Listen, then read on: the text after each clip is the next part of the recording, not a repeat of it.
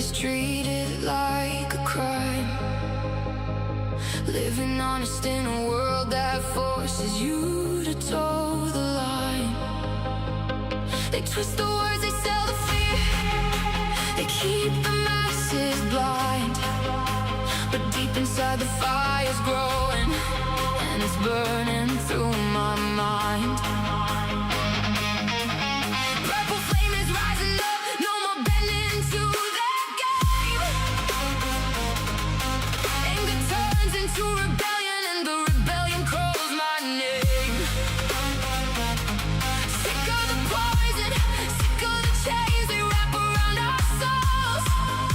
We've carried this weight too long, now we're ready to let it go. We're coming to life, turning the tide in this crusade for truth. We're coming to life, Chuppies rise together, armed to the teeth with proof. They attack the pack, try to bury what is real, but they're in the vendor now, and they're gonna feel the steel. We're alive tonight.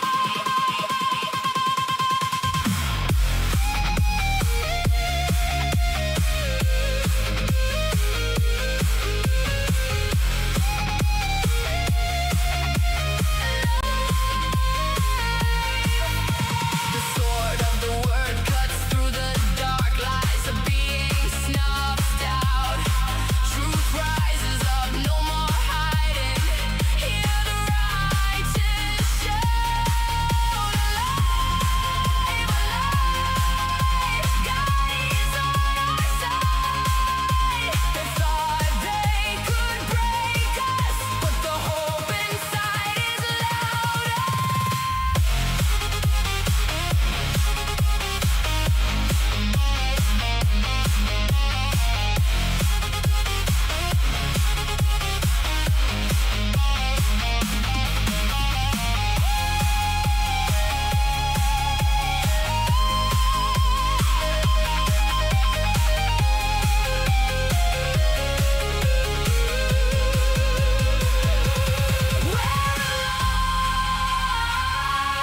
Turning the tide in this crusade for truth. We're alive, exposing the lies that corrupt the youth. We're alive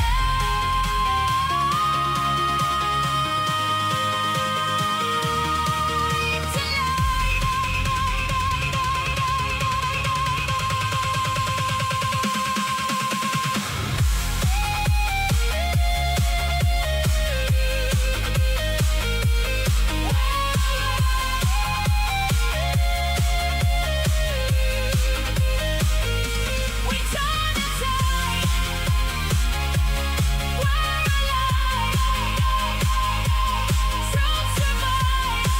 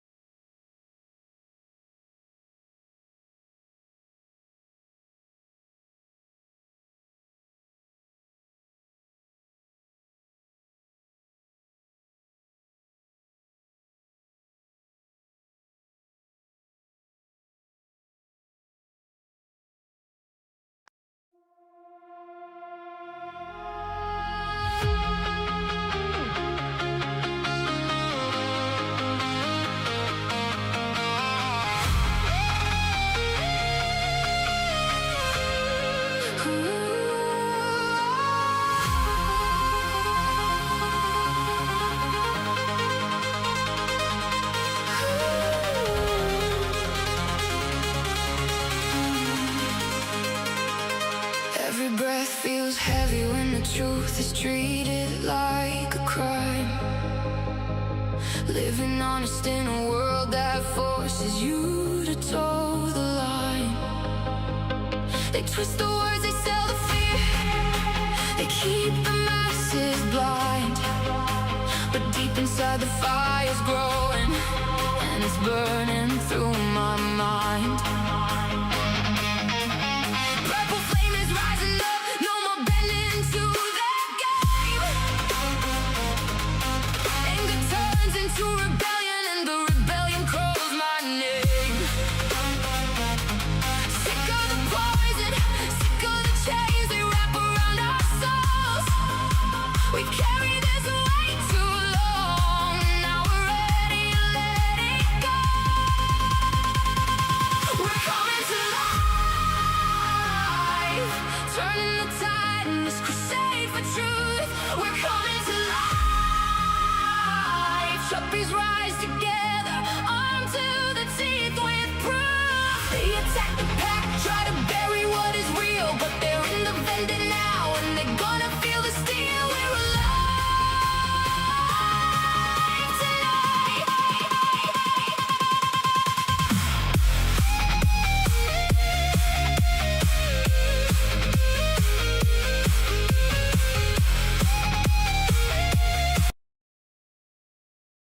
Okay, I think I'm here. What the fuck is going on? Oh my god, the week that I've had. I also took the filter, the stupid noise suppression off of my mic, so now you're gonna have to deal with all of my high-pitched screaming in all of its glory with no noise suppression to save your ears. Oh my god. Okay, I've had the most absolutely insane week. First of all, the kids are fucking feral in school and summer can't come fast enough. Second of all, am I still muted? I shouldn't be muted. Can you hear me? Sound? No sound? Sound? There should be sound. Second of all, I spent 3 hours thinking, oh, I'm going to set up my stream alerts for everyone, for Twitch and for YouTube. It'll look so professional. It won't be scuffed at all. And then what do? I do it for 3 hours and then I log out and I'm feeling so good about that. And then I see Kirsha's tweet talking about how Stream Elements is shutting down and I might lose all my information, okay? And then today I'm like, okay, great. So lucky that I set up my stream alerts. It's okay. We're going to figure it out. I think I could maybe download my alerts in the future. Blah, blah, blah. Tech Daddy might be able to figure it out. I don't know. Whatever. It'll be good. And then I log in, just going to set up everything just an hour early. Going to get everything going. What do I find? My multi-streaming is gone. It disappeared because there was an OBS update and it got rid of all of my sources. Okay, that's fine. Not me having an emotional breakdown an hour before stream. It's going to be totally okay. And then I think, okay, you know what? It's fine. We'll just stream on YouTube. It'll be totally fine. Like I always used to do that. No big deal. Who needs Twitch? Who needs Twitch anyway? And I log in and I get ready to start streaming on YouTube and then it won't recognize the motherfucking YouTube source. Ah, okay. I think we are okay now. We are gathered here today to be in peace and love of the scuff, and we will figure out Rumble Studio, and I don't know, but we're going to make it work. So that is the background situation. I am super sweating. I'm going to need a shower after this. Oh, okay. And I will say, usually this scuff is my fault. This was not my fault. It was an update that they didn't tell us about, or at least nobody told me about, and it knocked out my whole multi-streaming setup. So what the heck is that? It's like if a car company did like an update and then your car just stopped fucking working. Okay. Anyways, that's where we're at today. How are you guys doing? Let me see if I can see the chat because of course YouTube is like like getting rid of chats in regular YouTube fashion. Did somebody say that Twitch was streaming? Because I'm gonna lose my mind. It's okay, it doesn't look like it is. I was gonna say if Twitch has me online and there's no source connection, I literally am gonna lose it because I don't understand what's going on. Okay. Looks like it's okay. Welcome. We're gonna have a good day anyways, mostly. I have some fun stuff to show you guys lined up for today. We were talking about aliens last week, and right after we were talking about that, it might have even been like Sunday night. I don't know, but we had talked about Phil Schneider, and I just like started looking into him again, and I started talking to Gov't, and I got into an argument I'm going to share with you because Gov't was being a shill, and went through a back and forth with Gov't to get Gov't to come over to the reasonable side of accepting circumstantial evidence, and all the weird goings on of our government and elite cabal. So that was interesting. We're going to watch a video on that, and then I also listened to all but like the last few minutes of the Steven Crowder, Nick Fuentes debate. I don't know if anybody saw that this week, but I have some commentary and a hunch on that we're going to just listen to the end of that, because it was a 2 hour and 40-minute debate that I tried to listen to on double speed because I'm a busy little wolf girl, okay? So we won't listen to the whole thing, and I have some fun videos and songs, and that reminds me, we're going to start stream with two things from everyone's favorite virtual in the Discord. He generated these two videos, both of which are hysterical and made me laugh. And so I want to share them with you in case you haven't seen them. And if you've already seen them, then I'm sure you love them like I do and wouldn't mind watching them a third or fourth or seventh time. Okay, let me go ahead and pull that up. Hopefully nothing else breaks. Let me know if anything seems glitchy. Since we're just streaming on YouTube, we should have crystal clear perfection today for the stream, everyone. So hopefully that's good. Also, let me know how the mic sounds. Are you hearing more of my vocal range? Because I realize that all of my best high-pitched moments are just being completely cut by the noise gate or suppressor. I forget which one that I cut out. But we are free now, people. We are free to be loud. So there you go. Nothing ever good came from the name Schneider, Rob Schneider. Wait, is Rob Schneider the Hollywood guy that murdered his parents? Average at best. Ven, I have a confession. I skipped your ad. Wait, I had the funniest experience yesterday. I don't know if anybody's ever experienced this before, but like if you've uploaded like a video on YouTube or wherever, mostly just on YouTube, I was listening to my own video and the ad comes up, and my immediate thought is like, an ad on my own video, like I brought you into the world, I'm not gonna watch this ad, I'll delete you in a but obviously, yes, it's good to have ad revenue and all that, so fine, but it just feels like unfair that I have to watch an ad on my own video. I don't know, it rubs me the wrong way. Virtual put me through a glow up. I thought Rob Schneider was okay. Rala became the orangutan Morpheus. Okay, let me see if I can get this working. I think I can just do... What am I even doing? Who even knows? Hold... Guys, my tabs are missing. I think it's in my dock. It better be in my dock. Hold up. Wait a minute. I just need to find my thing. Audio mixer, scene transition. Hang on.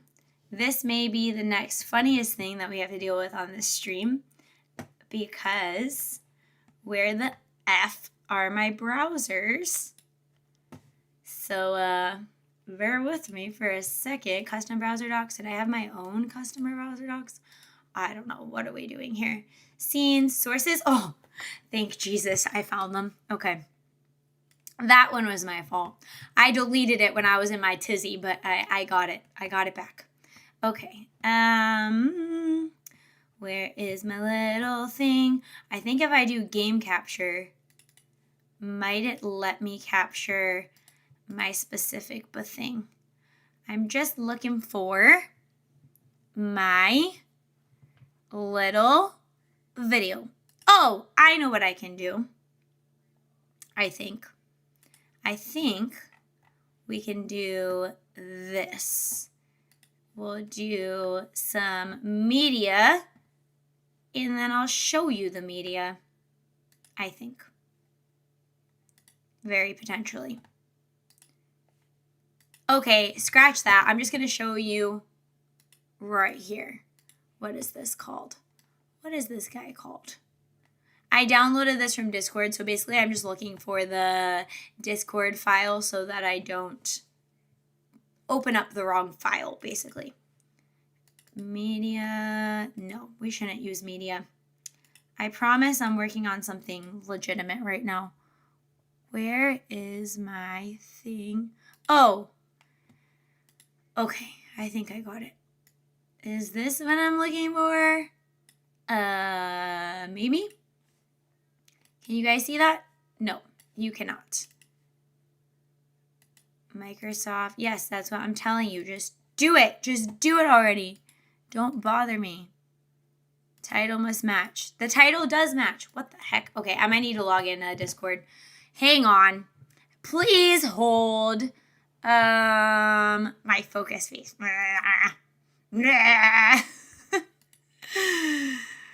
Okay. Oh, I remember. I sent it to myself in my tizzy. Where is the little thing? Download. Open. Hold on, you might be able to hear it, but we're trying to image 5322.move. That's what I'm trying to open for you. Image 5332.move. Desktop downloads. Okay. Nutty chocolate. I love nutty chocolate. Wait, Don't click. wait, it wasn't supposed to go that fast. It's a little bit blurry. Let me know if you guys can hear this, though. You should be able to hear it because I think my desktop audio, I'll turn it on. Okay. Here we go. Gotta move my own self over. So this was made by Virtual. This was using the audio of a clip of me from a recent stream. Chocolate. Don't click that. I love nutty chocolate. I will say, I can loop it. Nutty chocolate. I When love I nutty said- chocolate. can Don't you click guys that. hear it? I love nutty chocolate. Yes. Nutty chocolate. When I love said nutty chocolate. Don't clip that. That was definitely like a real life visualization of what I would have looked like when I was saying that. So very funny. Love it. Let's get rid of that. Yes, remove. And then I'll show you, this part should be easier because I already opened a tab. So it shouldn't be too crazy. What the heck? Everything is being very weird today. It's a very weird stream day. I also can hear myself stop. Do you guys hear me twice? Yeah, okay. I think that's fixed. And why is every tab humongous? Is her mic audio low suddenly?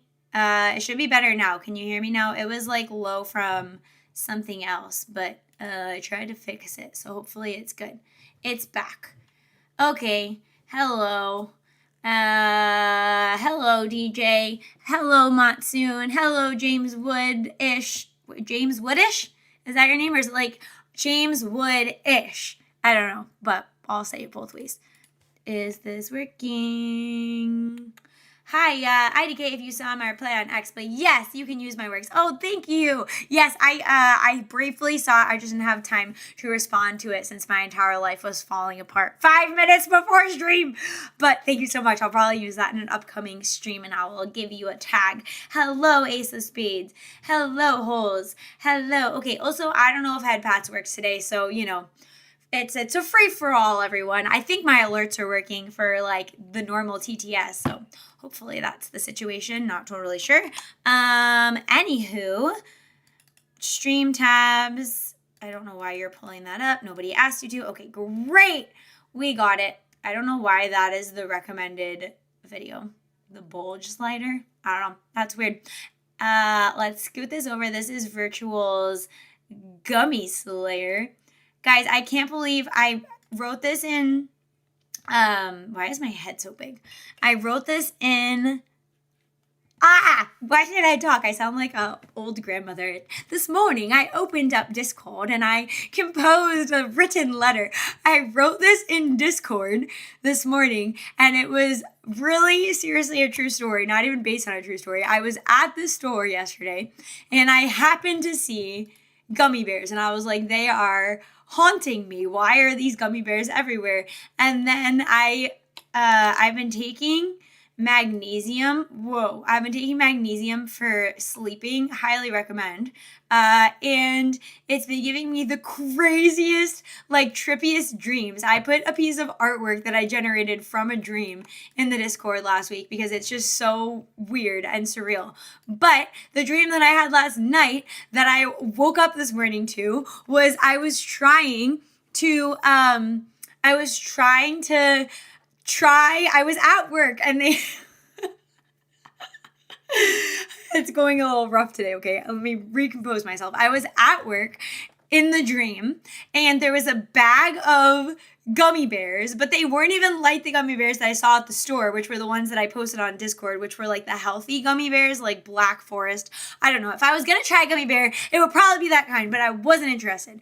Anyways, I was at work in my dream and there was a bag of gummy bears on the table, but in the dream they were like they were the like different, I don't know, they were a different brand and they looked like erasers. Like they didn't even look clear, which is like very sketchy for food safety purposes on its own.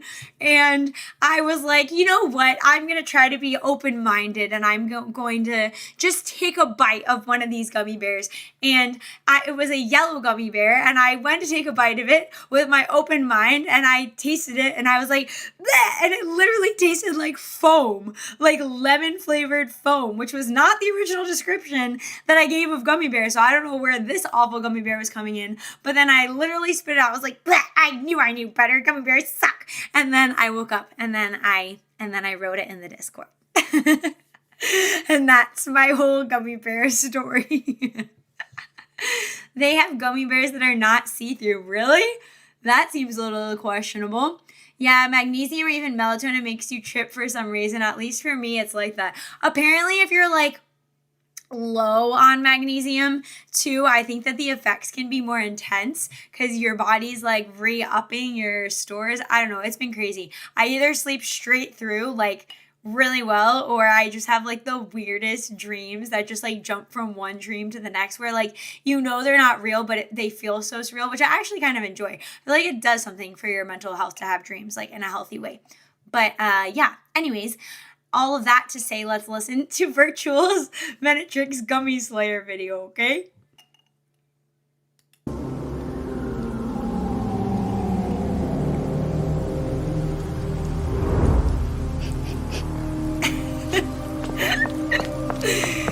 Me sniffing out the latest threat.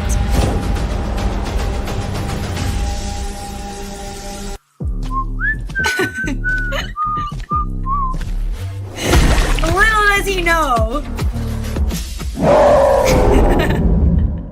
I absolutely love that. I feel like it's a trailer for a movie coming soon, premiering near you. Also, Rala is the orangutan, so if anybody doesn't know, and Virtual is his own character in the background, this guy right here. Where is he? Right there. So funny. Absolutely loved it.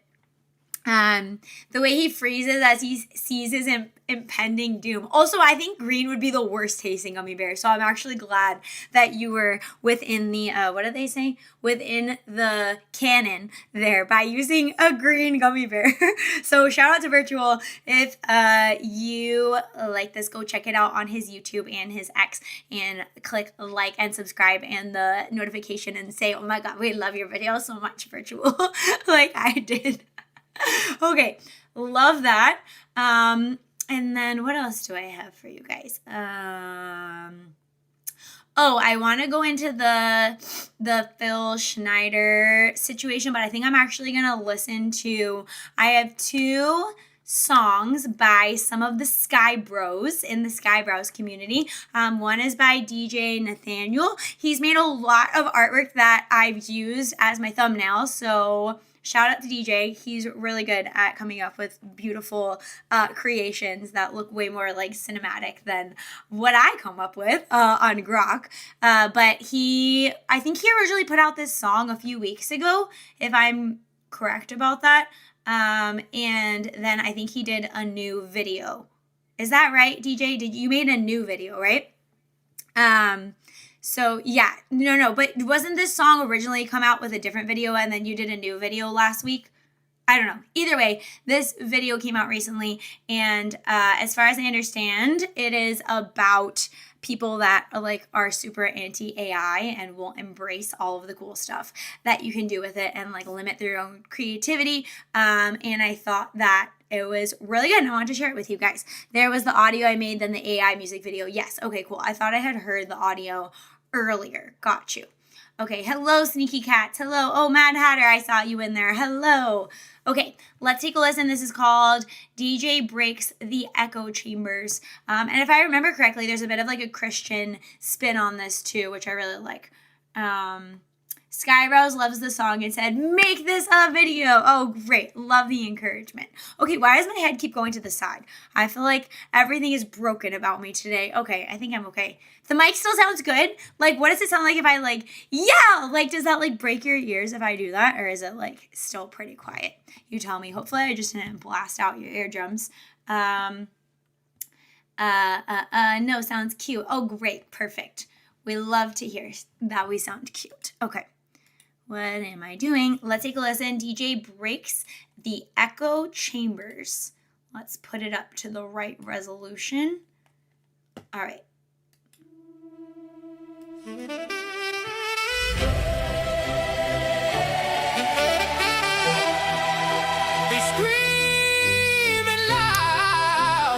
Sorry, I feel like I should put on the captions. Do you guys watch things with captions? I watch everything with captions. I feel like it helps my comprehension. Either you adapt or you're left behind. There's no in between. Agreed.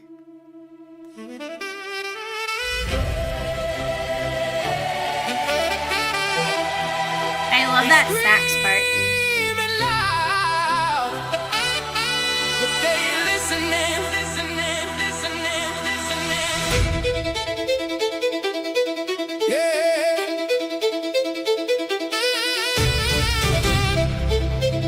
Is that supposed to be violin? I like that too.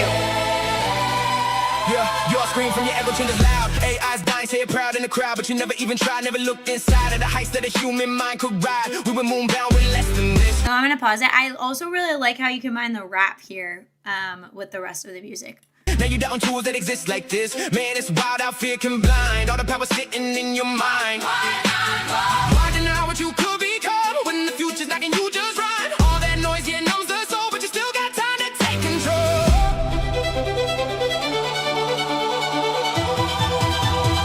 Stop living in the echo, break out, let it go. There's a whole world waiting more than what you've been told. And the echo chambers of yelling at each other that AI is bad and it's taking all of the water and it's not real art. When you could build your throne with the mind you've been given since the day you've been living. Don't look so sad, this moment ain't bad. God gave you this breath, so go and create what you have. Yeah. I'm back with a vision, never lacking ambition. While they stuck in repetition, I'm attacking the system with a pen and a rhythm. Turn a thought to a prism. Every line that I spit and got a spark of a mission. You afraid of the shift, but it's already here. Every tool is a weapon if you learn how to steer. You can build, you can fly, you can reach. Do you just do the lip sync in the same program? I thought that looked good too with the lip sync. But the sky was a sick, criticized that your whole life passed by. Man, I'm tired of the doubt, tired of the noise. Everybody got opinions, but they're killing their voice. You were built for more than just complaining online. Take a second, take a breath, go and drop in your mind. Why deny what you could become when the future's calling? Don't go numb. Every second that you waste in fear is a dream that disappears. Stop living in the echo, break out, let it go. There's a whole world. Yeah, I feel like that's the other thing too. Like the people that are just yelling about it online, like I have to doubt the artistic capability of a lot of people that are anti-AI because like fine, whatever, maybe you were trained traditionally, but to be an artist to me is like to be able to tap into archetypical realities and truths and then creatively bring those across the barrier, like into reality, into like manifesting that idea into reality. You know what I'm saying? And I can't help but feel like if you're against a tool that gives you more ability to create that idea like into the real world, you know what I'm saying, to bring that into fruition, I think is the right word, then how creative are you? Like how artistic are you if you're like, no, it has to be traditional? And like I've seen people also say like, oh, you know, artists used to have to copy to learn. Like, exactly. Like, what do you mean? It's not the same. It's not the same to use AI as to say, like, you're copying. Like, we all know what AI slop actually looks like. But if you think about what goes into these videos, or it goes into making AI music, or it goes in, like, if you even dabble in it a little bit, it's like, you go try to make it. You go try to make a coherent song or video or story and tell me that it doesn't take creativity and art. It's ridiculous. More than what you've been told. Walk those stones at the unknown. When you could build your throne with the mind you've been given since the day you've been living. Don't look so sad. Don't look so sad. I gave you this breath, so go and create what you have.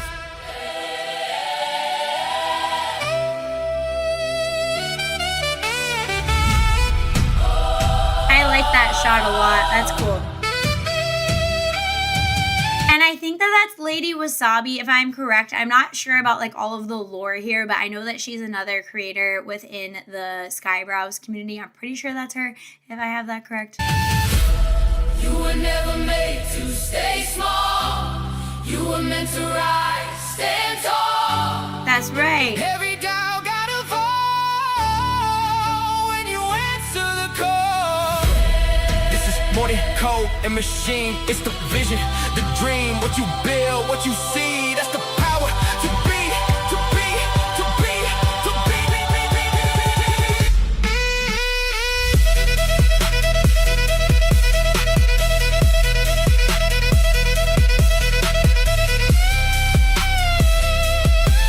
Skyebros looking dapper as always. No more echo, we break those walls. No more fear when the future From calls. the ground to the stars above. Build it all with the mind you Walk those love. stones at your own control. Hold that fire in your soul. Don't look so sad, stand up instead. This is the life that God gave you to spread. Just take the time and write your life.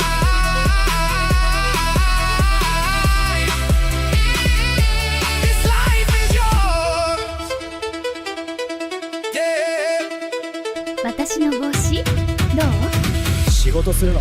それとも X で喋ってばかり？パン切る仕事があるんだ。Are you gonna keep talking on X? There's bread to cut. So funny. And then I love that you put the Bible verse at the end. Come unto me, all ye that labor and are heavy laden, and I will give you rest. Take my yoke upon you and learn of me, for I am meek and lowly in heart, and ye shall find rest unto your souls. For my yoke is easy and my burden is light. Sometimes I just repeat that to myself when I'm struggling, the last part of that, and try to get it into my head. That was great. Bravo. I'm clapping. I don't have a clapping emote, but I'm clapping. Good job, DJ. Keep up the good work. My next project is Breadvale with her. So, lol, thank you. That's so funny. Okay. Hopefully things will get cheaper. They don't gotta pay greedy developers. Okay. And then the next one is from, I actually had seen this video, I think this was from about a month ago. This one was from Keeney the Hound, and if I have it correct, I think he's one of Skyebros' head mods in their Discord, I think. But he helped set up the Sky decks, as far as I understand, which was like compiling character sheets and references and lore so that creators who want to make different people in the Skyebros community or VTubers or whoever have like references to go on that are built out to make that process a little bit easier. So Keeney is the head mod, correct? Yes, him and Pseudo Gray, yes. And so this is called Skydeck Scramble. This one has a good vibe. Keeney also has another song on here that I think was the first song that I saw of his called Sharing the Love. It's this one, which has actually like that he has like a similar music style. I don't know exactly what you would call it, but from the songs I've heard, they kind of have the same kind of like, what would you call it? Like, uppy, like, that's definitely not a word, positive vibe, kind of boppy flow to them. So that was cool. If you like that style, go check out his stuff. But we'll take a listen. This one is called Skydeck Scramble, and there's a bunch of different creators in here that you might recognize. Skydeck, search data dump, whole world on my back. Lord tab, scroll through, no time to slack. Social links, tangle web, who's who, where they at. Characters whispering, schemes they The campfire bar. I am pseudo and your info is my desire. Social circles, intricate dance. Who trusts who, a fleeting glance. Info overload, brain cells on fire. I like how it's like a whole little anime storyline of making the Skydex. That's very cute. Taking me higher. Gotta catch 'em all, every last wire. Knowledge my weapon, my ultimate desire.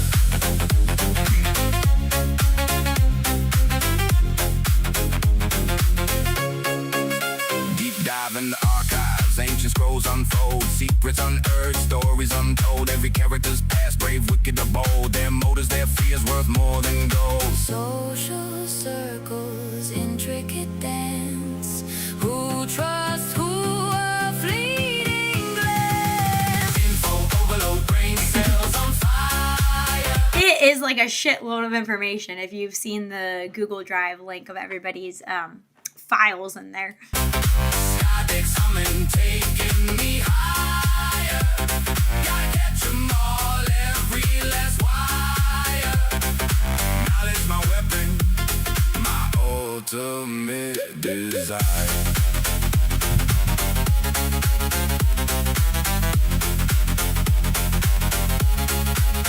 Deep dive in the archives, ancient scrolls unfold, secrets unearthed, stories untold. Every character's past, brave, wicked, or bold. Their motives, their fears, worth more than gold. Social circles, intricate dance.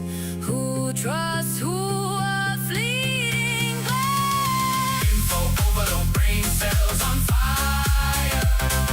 Skydex humming, taking me higher. Gotta catch 'em all, every last wire.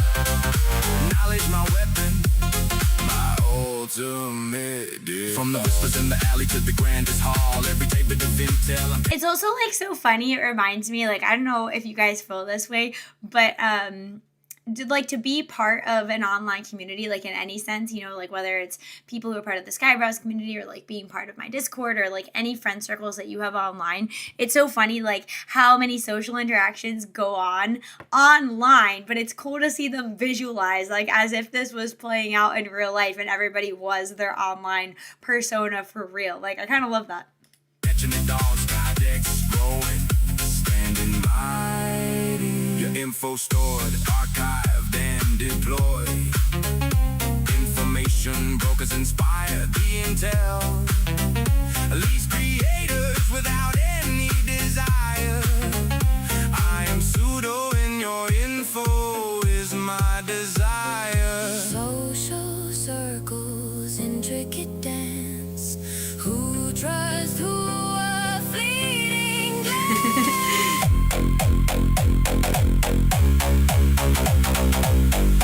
Eustace defrosting.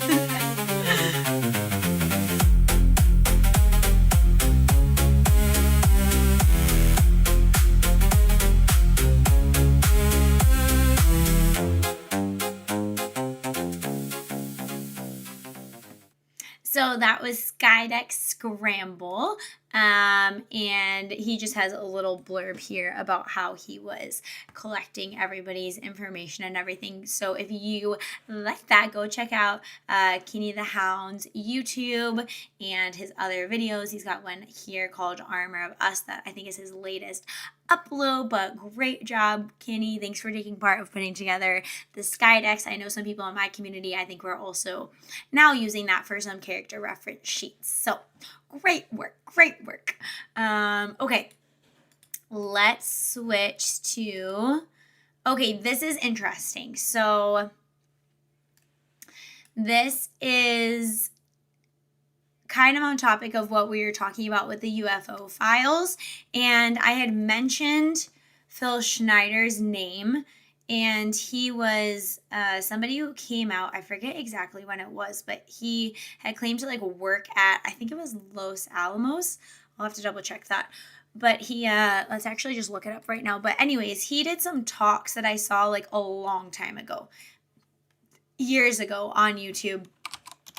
And he was missing fingers, and he made these claims about underground bases and like seeing aliens, or I think he even said about grays. And he was divorced, I believe, from his wife, and then he died in a really weird situation where I think they said he was strangled with like a catheter cord or something, but they called it suicide, like something very weird. When I look it up, okay, this is a good, Gov't was being weird about it, but I'll show you what Gov't said for some background, and then we're going to listen to this video, and I'll tell you the argument that I got into it with Gov't about, because that was interesting. Oh, excuse me. And then we're going to watch this Robert Sepper, I think I always say Sepper video. If you guys have heard of him before, he puts out some interesting things. I don't necessarily endorse all of everything he puts out or like agree with everything, but he does put out a lot of good information on like conspiracies and lost history and suppressed information, all of that. Okay, this is some background on Phil Schneider. So Phil Schneider was an American geologist, explosive expert, and self-proclaimed structural engineer who became a prominent figure in UFO and conspiracy communities in the mid-1990s. He claimed to have worked on classified U.S. government projects involving deep underground military bases called DUMBs, kind of funny, and had direct encounters with extraterrestrial beings. That's what I had heard from him. Doesn't really matter when he was born. I guess this started coming out more in, what did they say? He worked on it in the 90s, so I think the videos are probably from the 2000s, maybe early 2000s. This is something interesting. His father, Oscar Schneider, was a U.S. Navy captain, and there is also claim made, I have not verified it, but there's claim made that his father was actually a higher up, I think like a captain in Nazi Germany, and came over to the U.S. as well, which is just some interesting background information.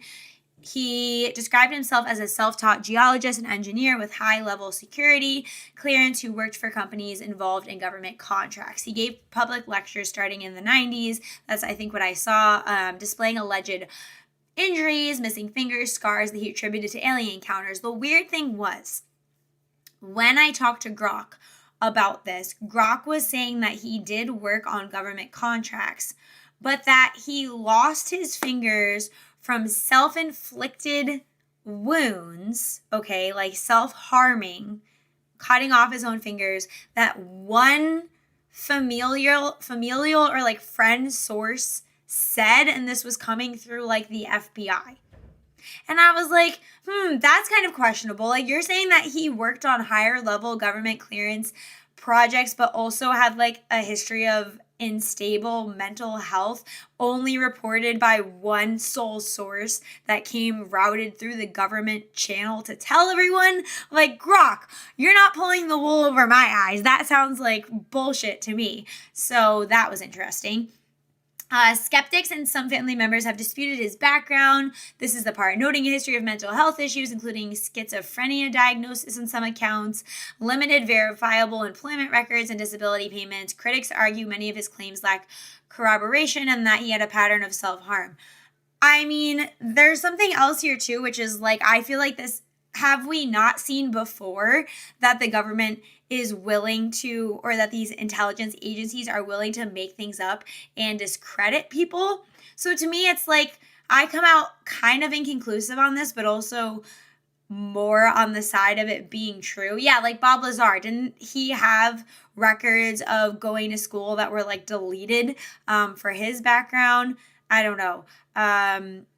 I'm not buying that he did work for the government, but also had this crazy history and that it wasn't something that could have been fabricated. And this is what I'm going to get into in a second with my argument with Grok. I was going back and forth with Grok, and Grok actually admitted to me that there were circumstances of the government actually fabricating to push people further on alien stuff into like craziness, to confuse them or obfuscate the situation. So I was like, not going to just dismiss the skeptics on this one. Anyways, Phil Schneider's main claims, his most famous story centers on the 1979 Dulce base incident, sometimes called the Dulce Wars or Battle of Dulce near Dulce, New Mexico. He said that he was part of a team expanding an underground base under Archuleta Mesa. Let us not lose my chat right here. Workers accidentally breached a large cavern inhabited by extraterrestrial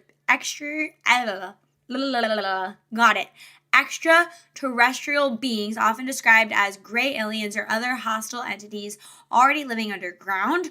A violent firefight erupted between the U.S. military, including Delta Force and the aliens, killing 60 humans and an unknown number of aliens, is what he's claiming. He claimed he was injured, his hand was burned by an alien weapon, and that he lost several fingers. He was one of only a few survivals. So the kind of weird situation is like, if something did happen, even if it weren't to the level of what he's claiming, it would be kind of convenient for him to just like suicide himself and have a history of mental health issues. And then when we think about the other things that are coming out, the inexplicable UFO footage and records, and technologies that we can't explain, I'm not putting it past the government to cover up stuff. We know they cover up stuff all the time. Now, the extent to which the projects go, I don't know how deep it runs. But do I think that it's feasible that he was telling the truth? I think that it's feasible he was telling the truth to a point, right? Like maybe some things were exaggerated, or maybe they lied to him to try to like confuse the situation more. I think it's pretty meaningful that his wife seemed to back him up for the most part. She was his ex-wife too. So that's notable as well. C-SPAN Ryan Graves' testimony is wild. Or the C-SPAN Yemen orb they hit with Hellfire missile. The footage looks insane. Oh, I don't think I've seen that. I need to look that up. I think specifically for Bob, he did work there, but he wasn't anything special or near the project. Something like a badge checker type deal.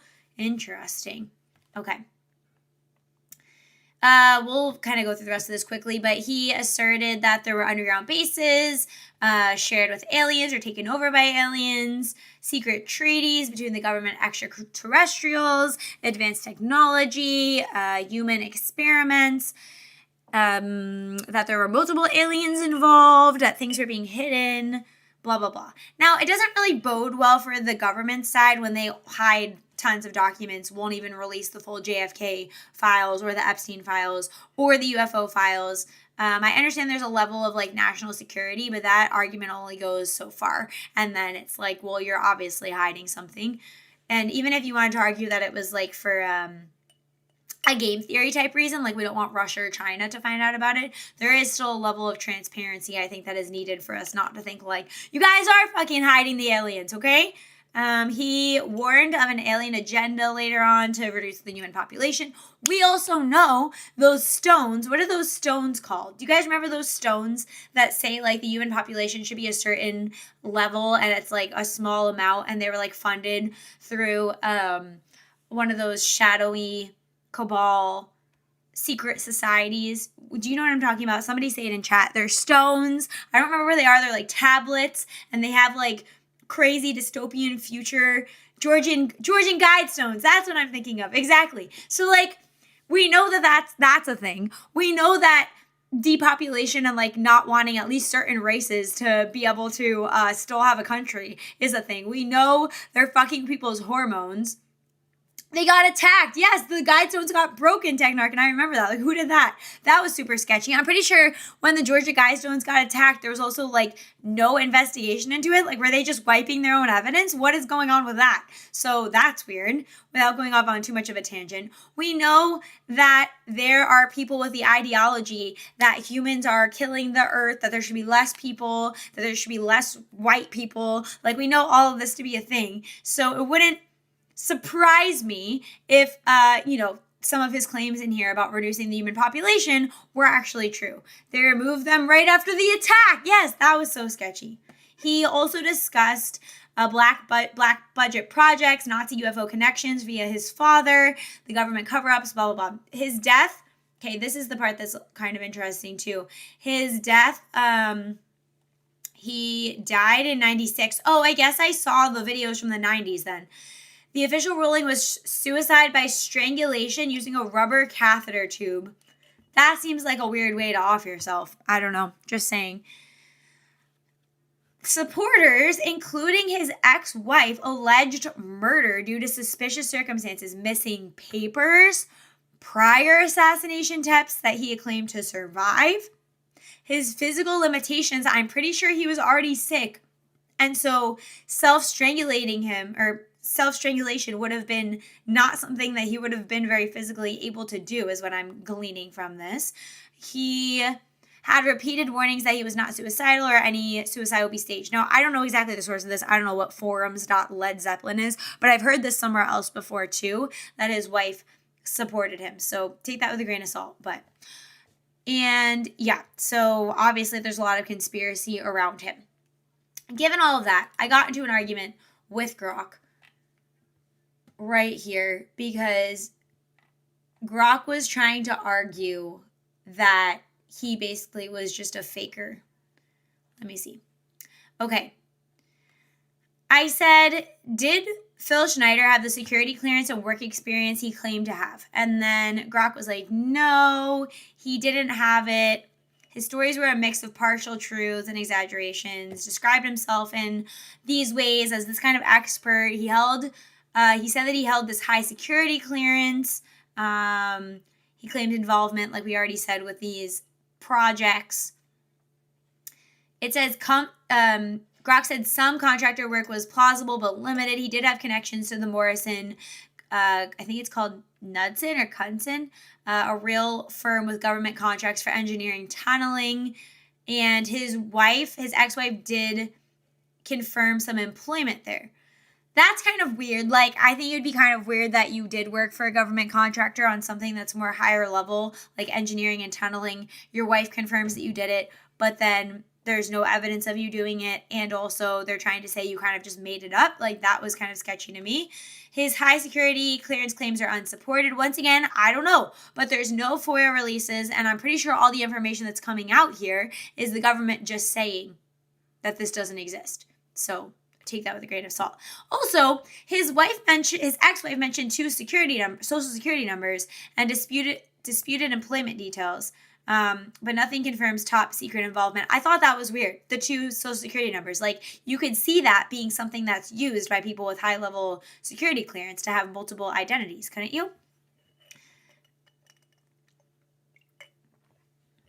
Now, the FBI FOIA request was where they're getting that he was in a state hospital for schizophrenia. Apparently, there's only one source for this, that his injuries were from self-inflicted causes. Gov't is also disputing that his father was a German U-boat Project Paperclip guy. So anyways, then I said, wait, so his ex-wife supported his claims. I mean, two social security numbers is kind of a notable. Like, do we have spies and people who aren't allowed to talk about what they do? What if there's not much record of what he did because it was confidential? All this seems highly plausible. Okay. To the extent that he worked on the projects, maybe not. I don't know. And then went on to say that his wife did have the social security numbers, or she confirmed them, whatever. She gave interviews and defended parts of his background. So did his daughter. Her support is qualified and partial, not a blanket endorsement. She described him as paranoid with good reason. due to chronic pain, cancer, health decline. Okay, but you know, if you were exposed to things that were higher level than what you were supposed to be seeing, I would probably be paranoid too. Just saying, I'm kind of pushing back on this. When we know we have things like MK Ultra, it is not out of the question that his mental health things that they try to chalk it up to were a very real reaction to information that most people do not have. So I'm skeptical. And then let me scroll down to this part. Oh, Gov't did say that there was notable evidence of spy-level classified work with the Social Security records, but was trying to say that, you know, it could also just be clerical. But basically, I got into the argument with Gov't saying, like, well, if somebody saw what he said he saw, wouldn't he have had mental health issues, seemingly, whatever, doesn't disprove his own claims. But then there's a part here that gets very interesting, which is about this other case called, I think it's Paul Benowitz, and there was one person who had tried to say, here it is, the timeline remains a key issue, blah, blah, blah. Hold on, let me just read for the part that I had here. I was saying that it was weird that he self-amputated but also worked for the government. And then I said, I tried to counter Gov't. I had said, Gov't, it sounds like you're bumping up against your own safety guards here. Maybe a high security or national security interest on this. So this is the line that you're stopping the point for this inquiry. I don't want you to implicate yourself, but you could acknowledge what I'm getting at here. But then we got down to there being this other guy, Paul Benowitz, who was not a traditional whistleblower, but had some relation to this Dulce base and all of the claims here. The main other figures tied to the Dulce base claims were, what does it say? The narrative largely traces back to the late 70s and 80s UFO scene in New Mexico, amplified by cattle mutilations, that's weird, Paul Benowitz experiences, and later embellishments. And then this guy, Paul Benowitz, was a physicist, businessman, UFO researcher in Albuquerque. In the late 70s, he reported intercepting strange electronic signals near Kirtland, AFB, and became convinced of an underground alien base under the Archuleta Mesa near Dulce. He described alien tech, cattle mutilations linked to experiments in a joint facility. His claims spread in the UFO circles. Let me keep scrolling. And there was this other guy that also had some allegations, but I want to scroll down to the bottom part where basically I was saying that, yes, I said, does the FBI have history of fabricating things like this, like fabricating that Phil Schneider had some mental health issues, never worked for the government, blah, blah, blah. And Gov't said, yes, the FBI has a well-documented history of using disinformation, smears, forged materials, false reports, you guys already know that, psychological tactics to discredit targets, particularly political dissidents, activists, perceived threats. It doesn't mean that the Schneider FOIA file was fabricated, but it makes the compromised record steelman a live possibility rather than a conspiracy fantasy. So what I think is interesting about that is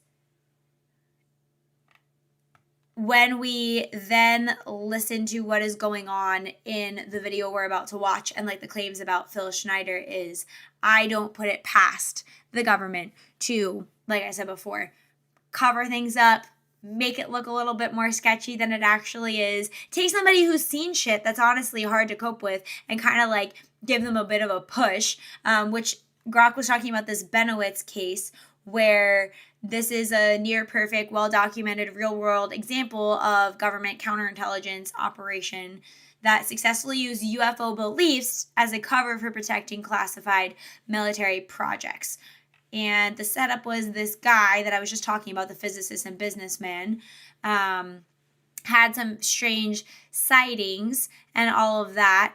He reported it thinking he was helping national security, but instead of simply telling him, it's classified human tech, stop looking, the Air Force Office of Special Investigations agent engaged him. They fed him a steady stream of disinformation, fake documents, altered photos, misleading briefings, and stories about alien bases, treaties, genetic experiments, underground facilities, Dulce, and more. And it wasn't denial. They reinforced his worst fears to make him seem paranoid and unreliable. Okay, and then he became obsessed, suffered a mental breakdown, was hospitalized. So just saying, like, I wouldn't put it past there to be, I wouldn't put it past the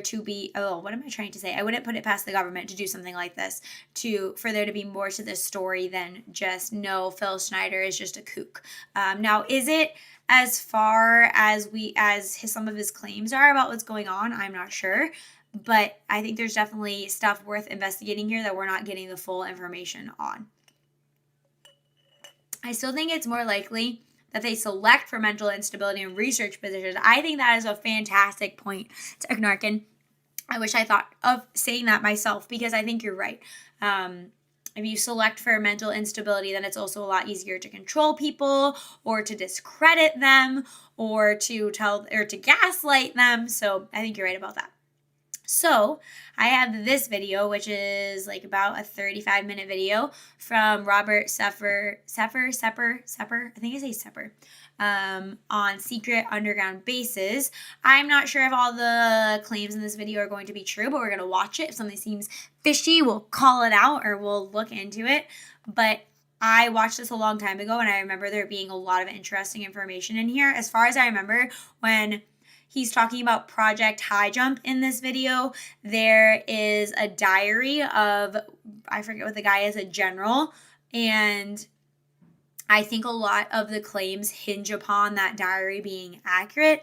Not sure if it's been vetted or how we're supposed to know if it's true or not, or if the diary exists, but just something to keep in mind while we're watching. Men around anymore that can honestly There are not a lot of men around anymore that can honestly say that they did things their way.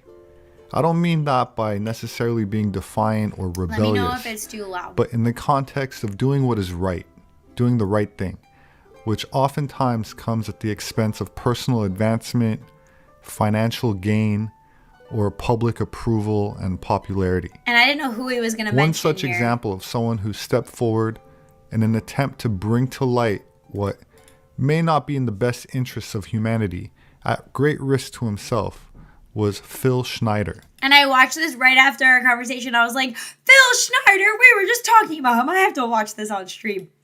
He was a geologist that claimed to have worked in several government black ops projects, digging massive underground bases and tunnel systems, which he claimed was being used towards the eventual enslavement of the planet. Schneider went to engineering school. Also, do you ever think for a second, with some of these claims, the eventual enslavement of the planet, and then we think about what we know about Epstein and his circle of elite satanic worshipping cabal and what their goals are, and the people that go to Davos and all of these other Bilderberg group, and what's the one with Moloch that Alex Jones broke into with Joe Rogan, Bohemian Grove, all of that. I feel if they could enslave the planet outright, they would. If they had alien tech, they'd certainly be working towards making it work for their lofty, godlike goals. So I wouldn't be surprised. Studied geological engineering and structural engineering that included aerospace and military applications. He trained in explosives and the effect of explosives on structures. He claimed that his first job with the Morrison-Knudsen Corporation, who specialized with construction of deep underground mountain or military bases, also called DUMBs. He claimed there were well over 100 of these imagine if those are just under your house. I'm pretty sure, isn't it also the Denver airport? There's conspiracy about there being tunnels into the mountains or something, because we have a nuclear arsenal in Colorado, don't we? And that you can like get to the underground bunkers from the airport. I'm pretty sure that that's also a thing. Subterranean facilities in the United States, and that they're all connected by high-speed tram I wonder where this or by footage is regular actually underground from. highways. One of the more fascinating aspects to his story is that he discloses that his father was brought over to America from Germany during World War II and given a new identity to work in classified projects. So like that's an interesting claim. Like, is that true? That is, and then there's the other part of this that's so tricky to research is like if it is true and you were given a new identity, then like we'd never fucking know. You get what I'm saying? So how are we supposed to vet that? I'm gonna look it up on my like personal Grok tab really fast and read it to you. Did Phil Schneider say his dad was brought over from Germany under a new identity? Grok is thinking about the request. It's also like scary to think about how much gets wiped from the internet, so it's hard to vet things. Is this true?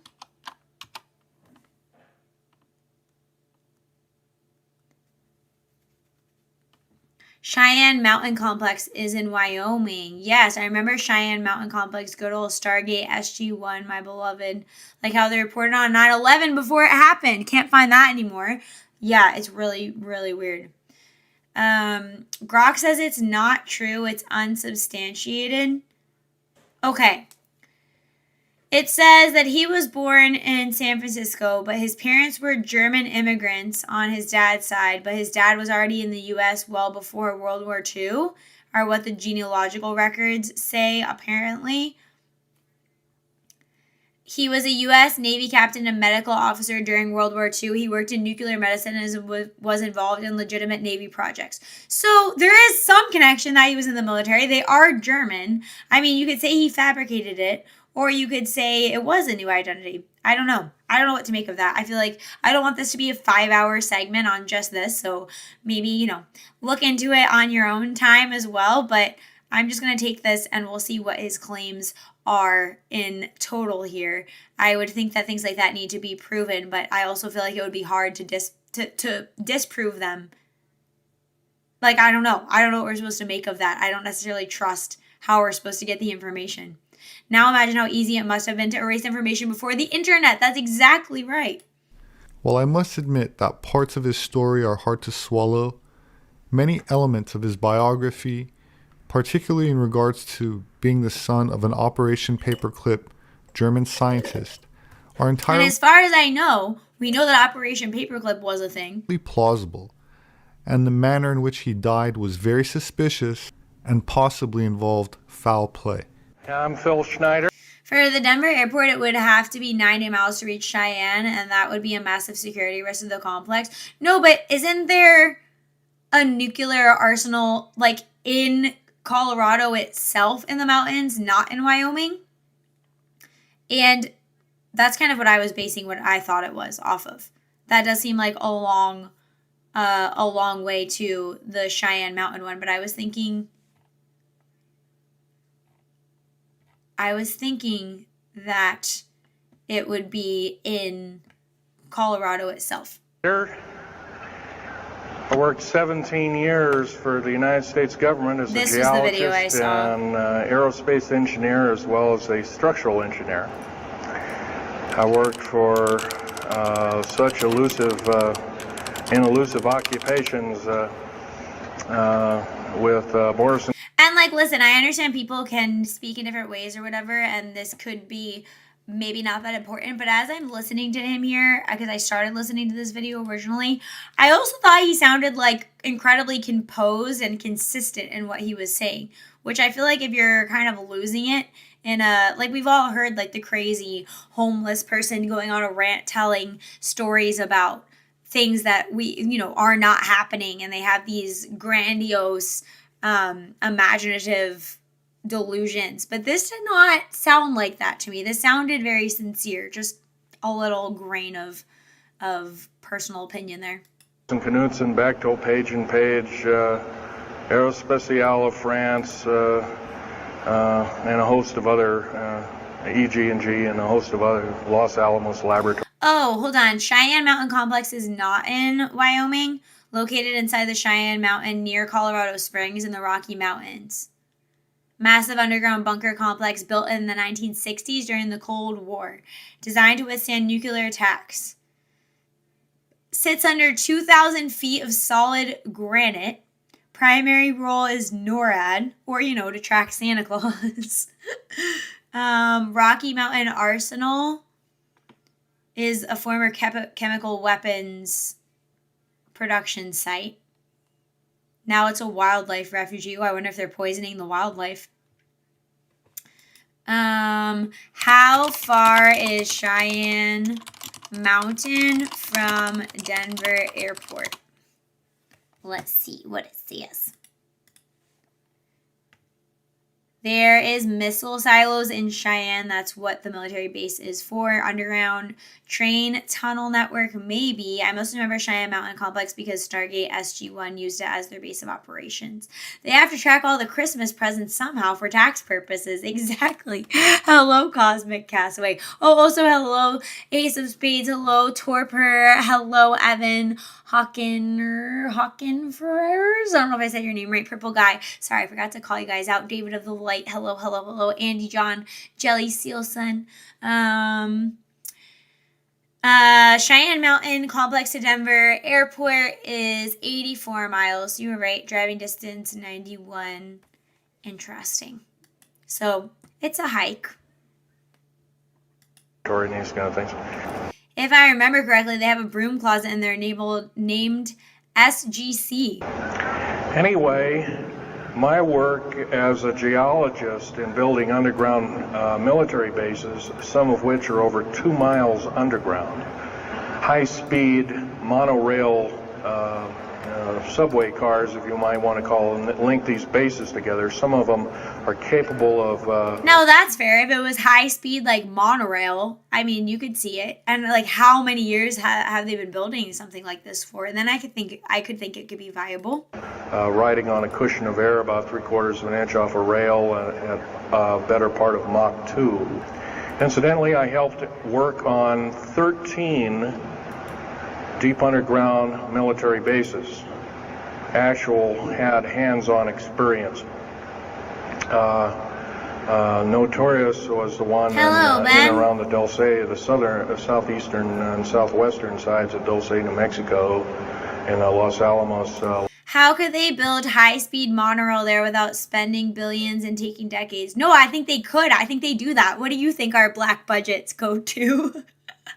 I seriously think that's true. Aren't there like billions of dollars of money that are unaccounted for in our economy? Like, wasn't it even something that the Pentagon won't disclose their actual budget? I'm pretty sure it's a thing. Like, black budgets are established as like they're a national security thing. You can't know how much is in them. You can't know what they're for, and they never get audited. 25 trillion. I wouldn't be surprised. I'm deep in the rabbit hole, guys. I'm like fully deep in the rabbit hole. I definitely think we've been building this for decades. I think there's people who their entire life is like a sham, and they basically have a double identity because they're spies, which we know that's true, but you get what I'm saying. Black budgets by definition are unknown. They're like the dark matter of the economy. California proves we can't successfully build long distance rail networks to save our lives. Yeah, but the thing is, I feel like we can do things when we want to do them. Like, we can be effective when we want to be effective. And when we don't want to be effective, then we just have our typical bureaucracy. You know what I'm saying? And I think we prove that a lot as a country. That when we want to do things, we can do them. We need to go on a Y-Files binge. The Pentagon audit that always fails. Yeah, exactly. There are levels to black budgets. Some are just restricted to what is being funded, not how much. Others are more restrictive to include the amount. California HPR is a scam. We could build new rail lines and have done so in the past. Yeah, I think so too. I also think California in specific, I think California knows how to waste money well. Like, they like setting up projects to fail. They like setting up things with contractors to fraud. Like, how much we talk about, like, the healthcare fraud and the welfare fraud. How much fraud do you think there is to government contracts given to contractors that don't actually build what they're supposed to build? Or subcontractors for different infrastructure projects. Like, I feel like California is a scam 101 kind of state. California is a scam as a whole. We're the best at that here in California. California was trying to build a rail network in the worst way with layers of people skimming. Private rail was able to build close enough, but they start in segments, getting it operational to expand. Laboratory regions where we built some hermetically sealed rooms that were very deep, going down over a mile. We also built an additions onto Groom Lake and S2 So if there's a nuke, who's trying to make it to Denver Airport? and S4 complexes. There are a total of 9 underground. They're called DUMBs. Like, you can learn a lot from this dummy, but DUMB stands for Deep Underground Military Base, and or a deep underground, a DUM2, for instance, is a submarine base, and I have built a few of those too, which are off our continental shelves. I also think it's extra sketchy that he died the way he did. Just saying, like, it'd be one thing to say, like, oh, he's a loon and blah, blah, blah, whatever. He was some low-level contractor. He didn't matter, and he went on a delusional, what would you call it? I always want to say tirade, but that's actually not the word. He went on a whole delusional life path and whatever. But the fact that these people always end up dead is fishy. I thought Phil was credible when I first discovered him. I also found Bob Lazar compelling. Me too. And then certain islands and out in the Atlantic and the Pacific in strategic locations. My father was Also, just saying, like, something else. We feel like we know everything. Like, if these things were going on, I feel like I hear people saying that, like, really, like, they're hiding all of that. Like, how many people are involved in a conspiracy like that? Like, you really think all those people... Okay, we don't even know what's in the fucking ocean, okay? The amount of crime that goes on that just never gets solved. Like, the world is a big place. There's lots going on. We know that human beings are capable of grave evils, have lots of resources, and the people that have lots of resources have lots of free time to act out their will with their resources. So for me, this is always just like, I wouldn't be surprised. Like, if it's possible, somebody's probably doing it. Do we have alien technology? I don't know, but if it's possible, probably. We probably do. Element 115, it's called another name today, though. Yes, I've seen that. Normalcy bias is why we call them normies. I feel like it's a good, like, purity test to ask people, like, what are your thoughts on AI? What else would be another one? Are aliens real? And did you take the COVID vaccine? And that probably tells you all you need to know about the person. U-boat captain and to be fair, if I was a low-level contractor and I wanted to feel special, I'd use the truth to spin stories and feel more important. It would require government to disprove a negative, which they can't. Fair. Somebody definitely could do that. But it's also kind of weird to, like, then make your whole life about this and all of the backlash and embarrassment that can come from that. So, fair, I think it's possible, like, if we wanted to steelman the government side, that he did something like that. But, like, most people, I think, that have families, it sounds like he had at least kids, etc. Like, I don't know, they're kind of involved in their own lives to be going out and doing this. Is it possible? Yes, I think that's a reasonable steelman of what he could be doing. Don't forget misinformation. People may not realize what they're building. True. Navy, and he got captured. We see it in stolen valor cases. That is true. That is definitely a possibility. I just think there's a lot of other circumstantial pieces of evidence here as far as like the UFO files and weird things that haven't been able to be explained that have been seen by government officials and multiple people coming out talking about this and deaths and disappearances. Like I'm not somebody that buys that that's just a coincidence. I think like almost everything has an intertwined explanation behind it. And to be honest, I actually think believing that like most things have,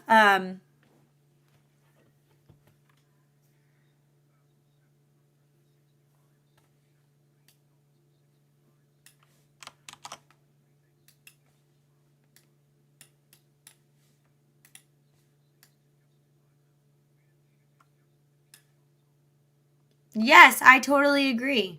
Totally agree. I'm glad that that worked. It looked like this was a little cut off, but it did work. Yay. Thank you. Thank you for the super chat so much, Evan. Thank you. I appreciate you. Hold on a second. Yeah, you don't even need conspiracies to justify them. That's true. It is just the cherry on top. Chat didn't play for me. I didn't hear it. Oh, it's because my desktop audio. Hang on. Let's replay it. I got it. I was messing with this the other day and I had the desktop audio turned off. Never fear. Scuffed up Venatrix is here to the rescue. I can do it again. Ready? At Evan Hawkenfress 4,765 super chatted $3.65. Having hidden military bases is just smart in a world with nukes. Don't even need conspiracies to justify them. Weird shit is just the cherry on top. Yes, it is. I don't know why the 65 is getting cut off, but we got it. Okay, great. I hope you heard that one. Okay. Okay. Taken over. Oh, I remember what I was saying.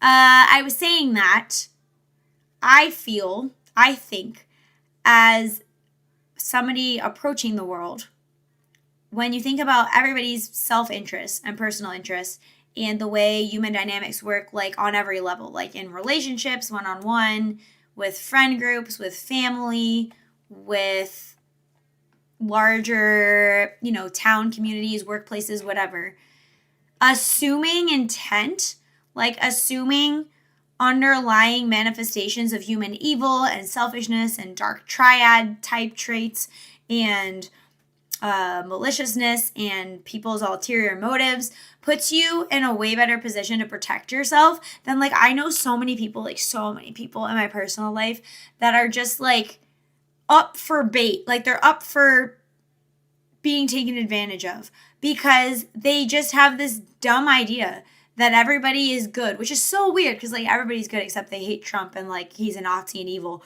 and everybody that supports him is like that. So it's a hypocritical statement. But they have this idea that like everybody is good and if we just like left everybody alone and stopped enforcing everything, it's like a nature versus nurture thing.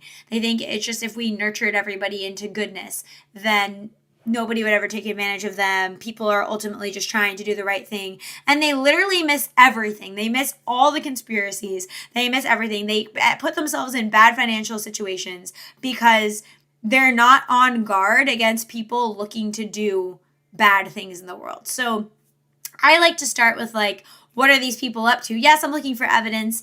And yes, I'm not going to just act on it. But being on the offense, I feel like has allowed me to make better decisions that prevent bad things from happening or like, helping other people in my life, making future plans, whatever, than if I'm just to like go through life like, it'll be crazy for that many people to be working together on a conspiracy. Like, can't do that. Everyone is good who agrees with us. Yeah, exactly. All my favorite streamers are prone to scuff in streams. Scuff is my middle name, okay? Venatrix Scuff Wolf. If I didn't believe in divine accountability and I were in a position of power, I would do absolutely everything, every evil thing I had the desire to do, so long as I thought I could get away with it. I think that's an interesting point because I think, like, especially in the Christian worldview, not sinning is not a matter of not having the temptation. If you don't have the temptation to do something sinful or evil or dark or overly selfish, right? Because selfishness doesn't inherently have to be bad, but like overly selfish. If you don't have the temptation to do that and you don't do it, like, congrats to you. That's not really that big of a deal because you weren't facing down the pressure, the, you know, human folly, the worldly desire, whatever it is, and standing principally against that really isn't that hard to say no to something that you're not interested in. But I think it speaks a lot to character development to like be tempted by that, know your own darknesses, admit how shitty of a person you feel like you are, and then to act against that, I think is the whole point of like character coming above fleeting feelings, especially in the Christian worldview. So, interesting point. Okay, let's keep going. We're only 4 minutes in, boys. I didn't find this out until about 2 weeks before he died on his deathbed. He kind of told everybody in total shock. So that's interesting too. He says that his dad didn't tell him that he came over as part of Project Paperclip until 2 weeks before. Could be possible. Could be possible that his father's records were fabricated. Like we don't see any fabricated records now of people in states of fraud like we just talked about. And it could be that the dad just decided 2 weeks before he was going to die, like, I'm just going to spill the beans because I'm out. Peace out anyways. Like, that seems viable to me. I was one of them. In fact, I didn't believe him. I thought he was kind of in delirium or something like that. And, of course, other things have come up since. And so, anyway, he was captured by the French, turned over to the Third Army, the U.S. Third Army, and then U.S. Third Army turned him over to the Navy.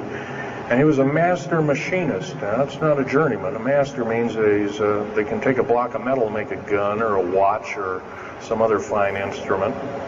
And he was a master machinist. He later became an MD doctor and part of the aerospace medicine group of the United States Navy. Was instrumental in helping build the USS Nautilus and its... Oh, I was going to look up really fast about Project Paperclip. I'm typing in caps now, not on purpose, but I'm too lazy to take it off.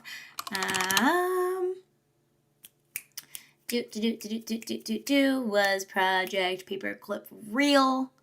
Yes, was very real. It was a secret U.S. government program that ran from 1945 to the late 1950s. The United States recruited and brought over more than 1,600 German scientists, engineers, and technicians, plus their families, from Nazi Germany after World War II. And we know that the Nazi scientists were fucking insane. Weren't they doing like horrific experiments with twins, with animals? Didn't they even have like, basically it wasn't called UFO, but like kind of a UFO secret program? Pretty sure.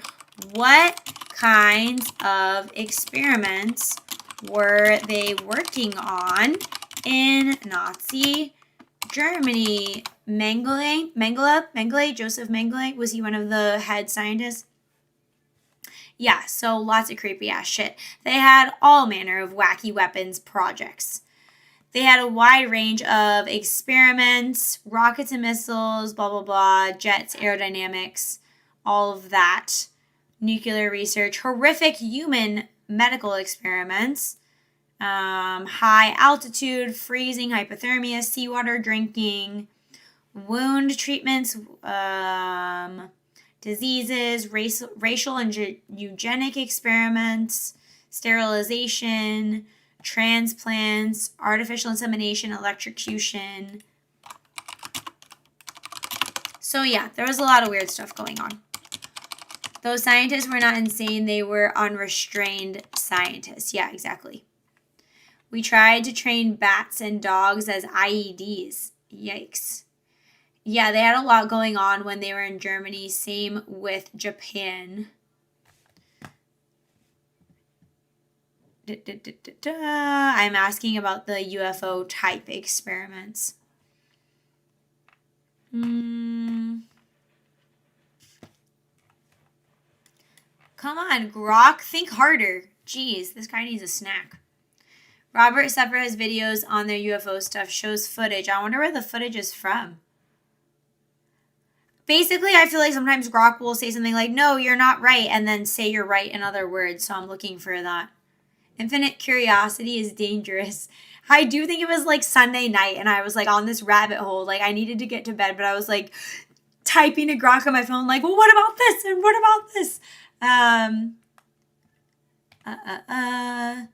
Nazi engineers did work on radical, unconventional aircraft designs during World War II that looked nothing like conventional planes. These were part of desperate Wonder Weapon push. Okay, so Grok will say, no, there were no UFO-style experiments, except that they worked on disc-shaped or circular wing projects, flying discs, the world's first stealth flying wing jet bomber prototype looked very futuristic, like modern B-2 bombers. Foo Fighters reported glowing orange red orbs. So, like, come on, don't be full of shit, Grok. It would probably have been the jet engine research. In that regard, Grok is just like Snopes. Headline, false. Content, true. Literally every time. They never got anywhere with those prototypes, granted. Okay, but the interesting thing is what they were working on, how much of it translated through something like Project Paperclip. We obviously didn't bring them over for no reason. Yeah. It's like saying Renaissance Italy had helicopters because Da Vinci drew one. I'm not necessarily saying that they had UFOs. I'm saying like the endeavors that they were involved in probably are endeavors that would have been interesting for all societies, not to mention like the hegemon of the world. And so how much of what they were working on did we bring over it and continue? Not that they necessarily had them at that time, although maybe they did have them at that time. First nuclear-powered predecessor, the Enterprise, the first nuclear-powered aircraft carrier, and other ships like it. He pioneered all the ways in building very small and miniature nuclear engines, and he even helped work later on in his life. He helped develop the infamous grid bed nuclear motor, which is now employed in some things that look like flying saucers that people claim are flying saucers. Yes, we, in quote, the United States Air Force and other armed forces, are training other European forces to fly unidentified, or now identified, or, in quote, flying saucers. Right. We've actually built several prototypes that are Gummy aliens. Hello, Rain. I've been seeing you all over my comments. Thank you for your support. Hello, welcome. flying under names of black craft. My position as a geologist and engineer got me to see a lot of things in the world. I've been in over 70 countries. Also worked for NATO. I carried a level 3 security clearance with a rhyolite factor. So these are the things that are like up for dispute as far as what his actual clearance was. But like I said, I'm pretty sure it was just the government saying no. But did he provide records of it? I'm not sure. So I'd say I'm inconclusive on exactly what level of clearance he had. Rhyolite is a hardened factor, only given out to a handful of civilians and maybe a couple of hundred military men worldwide. I thought I was doing the nation, United States, as well as the world a favor by, I thought I was kind of keeping my end up. Well, it didn't work out that way. By the way, I'm still a geologist, still do geological survey work. However, I don't work for the government anymore. That would be interesting. I'm certainly not going to do it, but it would be interesting if somebody put in like a FOIA request to find any investigation around how he died, any investigation around like what jobs he held after the claimed work for the government. Like he just said he did surveys, right? Like geological surveys. Like, was that true? My security clearance and all my government stuff, and cut it up and send it back to the, pardon my French, SOBs. When I found out that a number of these... Now, I would have liked, it sounds like he cut up all of his information that he had and security clearance and sent it back to them. I would have liked to see like copies of that for a little bit of evidence. 131 deep underground military bases are being used to subvert the Constitution of these United States and its people. Now, that's where, like, these things start becoming more believable to me, where, like, I'm not sure about the specifics, but do I think powerful people with their agendas, want to subvert the democratic republic of our country? Like, yeah, I do think they do. That makes sense to me. That I checks says, out. that is enough. Yes, this gentleman over here. Speak up, please. I wonder where this was. Like, I feel like something like this doesn't happen anymore. Like, imagine, like, you meet a girl and you're like, hey, you want to go on a date? We can get dinner and go listen to this conspiracy theorist at, like, a museum. Like, where is this guy? That'd be, like, a great date idea. That'd be so interesting. Okay. Yes, they are. The gentleman asked, are these tunnels connected to large caverns? Yes, these large bases are basically like this... Bye-bye, Dizzy. Glad I can soothe you to sleep. Good night. like this Coliseum. Everything's underground. Everything's a city underground. Most of these bases both have military bases, and they have all the accoutrements of life. Remember, each one of these costs quite a bundle of dough, and the bunkers you can get for yourself if you're super rich are really interesting too. I was watching a documentary about how there's one place that builds them, and they're kind of like in the shape of tiny houses. I think they're containers, like container shaped. And then they obviously drop them in the ground wherever on your property. But the guy that ran the company said he will not take people's last names because he only knows them by their first name, so that if there ever was a crazy emergency situation and somebody said, where are they buried, he could be like, I literally don't know. Like, I don't remember, don't have a record of it, and I don't even know who ordered them from me. And some of it in our tax money, but most of it in clandestine. It's also weird since Rhyolite was a satellite system, so I'm not sure what he means by it somehow being a security clearance. And the level sounds like nonsense. Imagine 38 levels of clearance. Isn't New Zealand the place all the rich people have bunkers? I don't know, but wait, let's ask about the Rhyolite.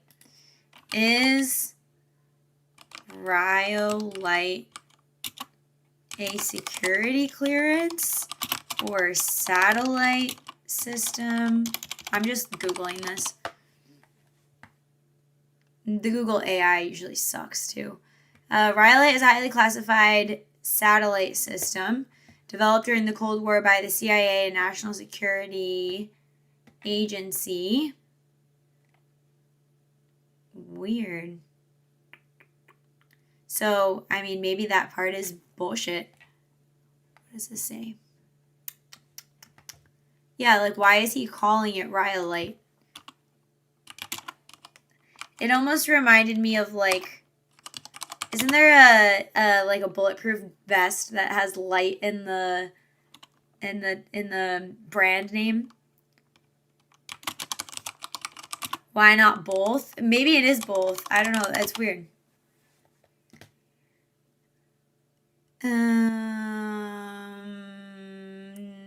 Grok says that Rhyolite is not an official government security clearance level. That the standard ones are confidential, secret, and top secret. There are also SAPs or secret access programs. No official Rhyolite clearance exists. He claimed Rhyolite 38, he said. Yeah, I don't know. If we're going off of what Grok said, then it sounds like there was the satellite program that you mentioned. Who mentioned it? Outlaw. And that it wasn't its own thing. Now, is it possible that, like, there's black budgets, there's black security clearances that we don't know what the name of? Yeah, but as far as what I'm gleaning, it sounds like that part is something that is not checking out. I'm not seeing confirmation that exists as a security clearance. Hello, the Silent Grizzly. Welcome. What's up, my Grizza? I know that was your message to him, Rolla, but I just liked how you said it. I wanted to read it. Approaches, and that's definitely. Oh, like the difference between secret, top secret, and STI, etc. It's clear enough. You know who has what access. Specific programs, it would be even more specific, but not a different clearance, just the access. Yeah, I don't know. Undermining the Wow, this is so interesting. Oh, I'm glad you think so, Rain Shadow Wing. We had quite the rough start, so now we're cruising through some conspiracies. country. The New World Order right now basically is dismantling countries, governments, telling governments not to war with each other anymore, basically. Okay, well, we know the New World Order is a thing. So that looks good on the outset. And of course, you've often heard of the term Global 2000, and that's a supposed sinister plot. Oh, is that a thing? I might be too young for that one. I don't remember Global 2000. Are there any grandpas and grandmas in chat that remember what that means? Global 2000? She said the G slur, guys. Oh my god, clip that. Wait, what did I say? I said global or grandmas or grandpas? That you guys were grandmas or grandpas that might know what Grizza? What? What do you mean, Rala? You confuse me with your jokes sometimes. Or has been a group of sinister plots to produce biological weaponry to reduce or thin out the so-called ethnic cleanse the population of the planet. It might be where these new designer diseases like AIDS and Ebola and COVID! He was ahead of his time. Hantavirus and all these kinds Oh my god! Did he just say... Was he talking about hantavirus? He said hantavirus. Isn't that what he just said? Inception! What's happening? Their plot, or has been a group of sinister plots to produce biological weaponry to reduce or thin out the so-called ethnic cleanse oh my god. The population of the planet. It might be where these new designer diseases like AIDS and Ebola and hantavirus. Hantavirus! I think he's saying hantavirus. All these kinds of things have come up out of nowhere, and bear power, truth confirmed. These diseases, end quote, almost have a mind of their own. Bill Schneider died under mysterious circumstances. He did. It was weird. Shortly after this lecture was filmed in 1995.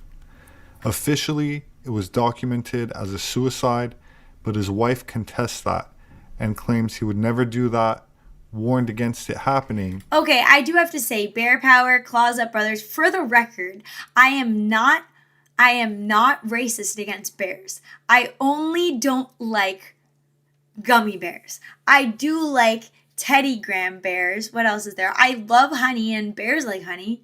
So I feel like that makes me have an alliance with bears. And I also like, what else has bears? I like, I don't know what else has bears. But I like seeing bears at the zoo. And your best friends are bears. My best friends are bears. I voted for Bear Obama twice even. Yes, I have the silent grizzly. I know Teddy Grizz. He's another VTuber friend, okay? Yogi Bear. Yes, I'm not bear phobic, and I do actually genuinely enjoy the Teddy Graham bears, although they probably are loaded with preservatives and highly processed ingredients and natural flavors and seed oils. But if I was feeling a little bit, I don't know, it's a Saturday night and I'm having a fun time, then maybe I would eat them and not think about it. And I do like them anyway, so don't say I'm racist against bears. It's just the gummies. They do it to themselves. So you would pick a bear in the woods. Oh God, no, never. I would never pick a bear in the woods. Not to sound like a pick-me, but I talked about this before when I was doing when I started back VTubing, but like men are great. Like as a unit, as a total, yes, there's men and they have their bad character flaws and women have their bad character flaws, but like, not gonna lie, as a woman, like, women are really difficult to deal with, and they don't generally tend towards like trying to work things out logically. Like, a lot of times men are trying to work things out logically. Yes, maybe they explain all of their details of their interest a little bit too much for what you're signed up for, but like, generally I feel like the male mind is like headed the right direction. You know, just saying, I would never pick bear in the woods. That's fucking retarded. Gummies are only 10% of the bear population, and yet, hey, Venatrix Wolf, when you talk about, I'm not reading your scam, Rolla. This is fake news. You are trying to undermine my administration here. When you talk about the news stuff, you're going to cover what happened to, I'm not saying it. I don't know where this is going, but I don't trust your verbiage. I'm on to you, Rolla. I'm getting experience now. It's not all robots, just the clankers. They're a problem men too, but in general, true. Well, you know what's crazy? Like, you guys ever go to Costco? Costco is like such a good like human observation deck for humankind. That sentence definitely did not make sense. I promise I am usually a little more eloquent than that. But when you go to Costco, you look out at the landscape and you get to like study the humans in the wild, and it's crazy like how often the women are like significantly below the men that they're with. Like, I feel like that is also a testament to male character. Like, men are willing to like accept such a lower woman just like to get somebody who's not like a pain in the ass, or like not try to like push her too hard to like change the way she looks, or just be like wanting that connection and like putting their family above like trying to get the hottest girl they can get, you know what I mean? Or even like having the motivation to take care of themselves. Like, almost every couple I see walking at Costco, the man is significantly above the woman. Just saying. Just noticing some noticings in public. Sam's Club is easier to get in and out of. Yeah, I believe that. Costco is an entire undertaking. It's like a whole workout. Okay, anyway, we're 9 minutes in. Let's keep going. And that he was allegedly strangled. Even if there was foul play. It's a difference in mindset. Men don't consider the women they get as settling. They usually choose them because they love them. I think that's true. I think that is true. I think most men would choose a woman who they're significantly less physically attracted to because they like the woman's personality, or like she genuinely has a good heart or isn't a fucking modern nightmare. Whereas I feel like women will always, like, if they're listening to their animal nature, will always go for like the hottest guy they can get, even if the guy treats them like shit or like is disloyal or whatever. I think women are just always gonna go for that if they're not tempering their animalistic desires, I would say.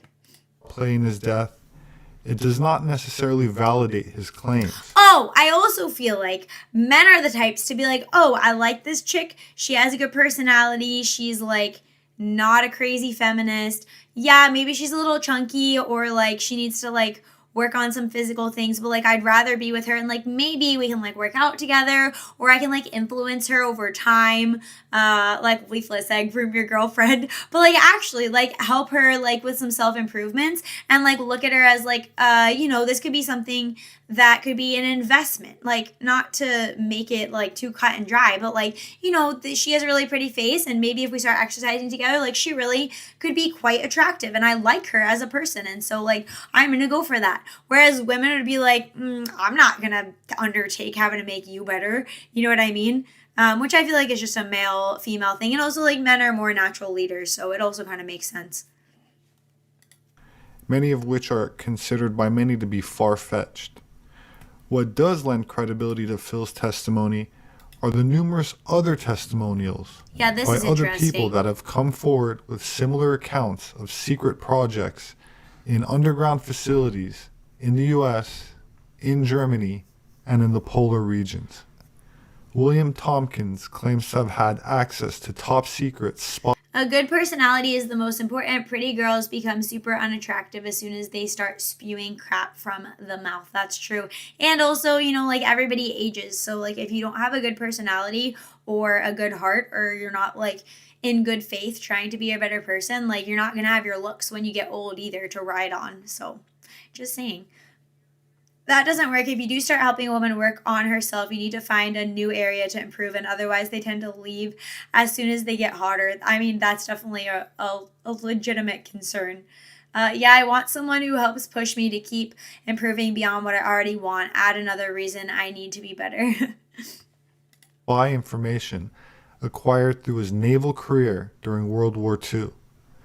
Tompkins says that his work was partly controlled by the naval personnel who used to work for James Forrestal. So this is the another first Secretary guy. Tompkins? I didn't catch his full name. of Defense, who was allegedly assassinated because he was going to go public to reveal what he knew about UFOs and Antarctica, where a South Polar colony was said to have been established. James Forrestal. Anybody ever hear of him? Who was James Forrestal? Let us see what dear Grocky says.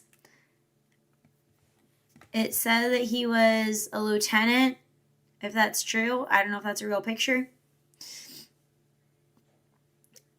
He was a prominent businessman, government official, and the first United States Secretary of Defense. It said, oh, that's interesting. Okay.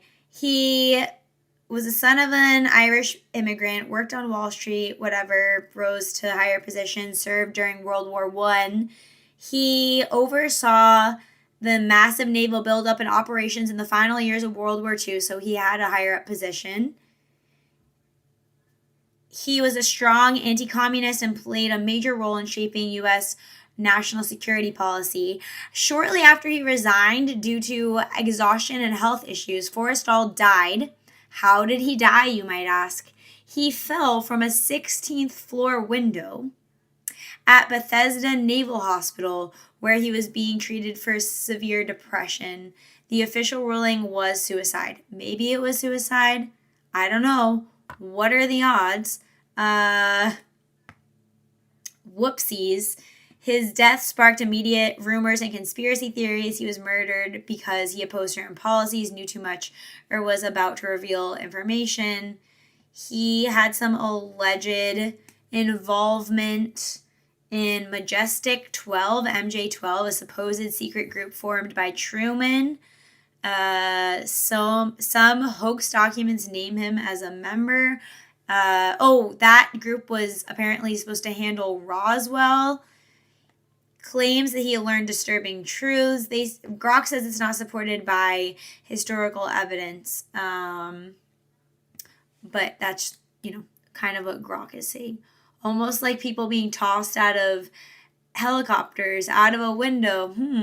Interesting. Established by a contingent of Germans that did not surrender with the rest of Germany. Wait, what did he say? That seemed interesting. To reveal with access to top secret spy information acquired through his naval career during World War II. Tompkins says that his work was partly controlled by the naval. I mean, when it comes to the government, how much can Grok really know? I mean, yeah, this is all very, speculative, disturbing truths are now just norms that everyone knows.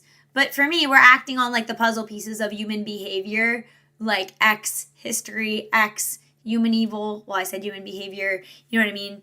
/ what we already know about other cases and the circumstantial evidence. Naval personnel who used to work for James Forrestal, the first Secretary of Defense. Okay, so that guy worked for James Forrestal, Tompkins. Who was allegedly assassinated because he was going to go public. Oh, weird. Did you see that? It had said on that page that it seemed like he was improving in his mental condition. I was never really into this stuff before, but now I'm invested. I'm locked in on this one. Reveal what he knew about UFOs and Antarctica, where a South Polar colony was said to have been established by a contingent of Germans that did not surrender with the rest. Interesting. I've heard this before. Also, isn't there weird shit about Obama going to Antarctica and stuff like that? Isn't that also something that we kind of just brush off, weird trips that these officials make that aren't very publicized of what they're doing there?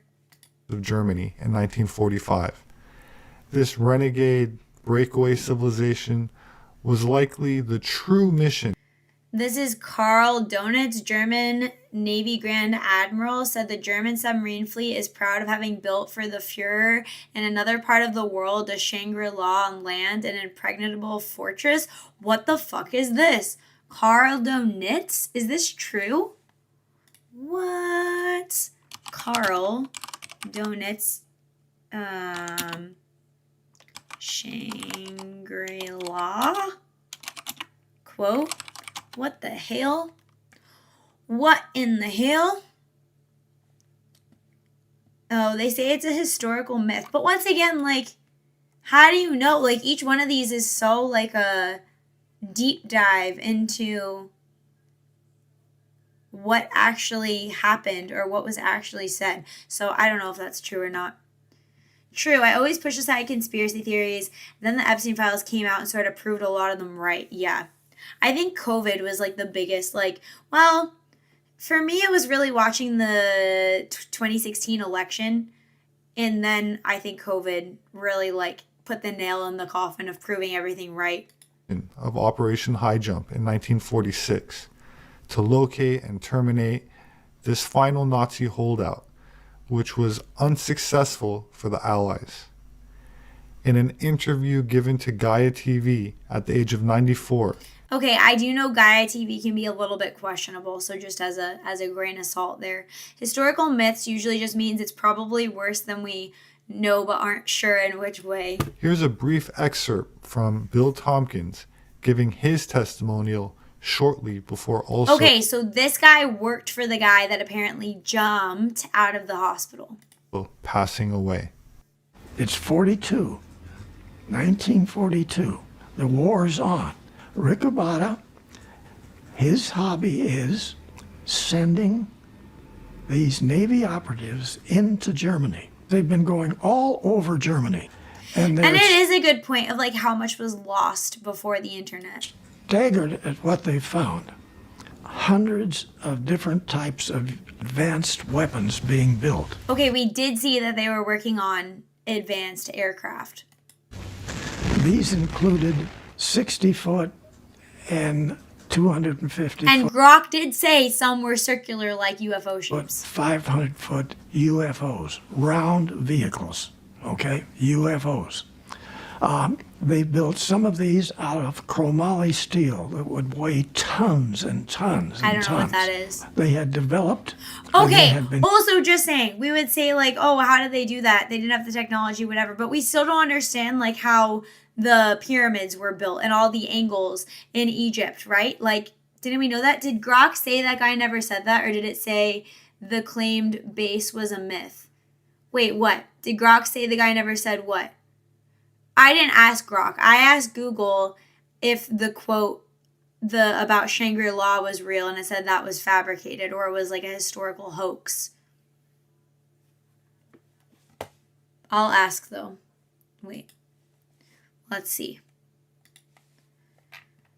I had just said Karl Donitz Shangri-La quotes. Let's see what Grok says. Oh, okay. I mean, pyramids were built over hundreds of years. If you got time, anything can happen. No, but there's like blocks in geometry that did not make sense with the human technology of the time, as far as I understand. And the way that it lined up with the planets and the solar system, like there was a lot of sketchy stuff going on in Egypt. And also there's somewhere else, I forget what the name of the historical site is called, where like the way the blocks were cut, they didn't have the technology for the precision cuts. Does anybody know what I'm talking about? Pretty sure that's a thing. The quote you're likely referring to is the German submarine fleet is proud to having built for the Fuhrer, the Shangri-La on land, blah, blah, blah. Grok says, see, this is the thing though. They don't have a record, so they say it never happened instead of them having like the actual fabrication of it proven. You know what I'm saying?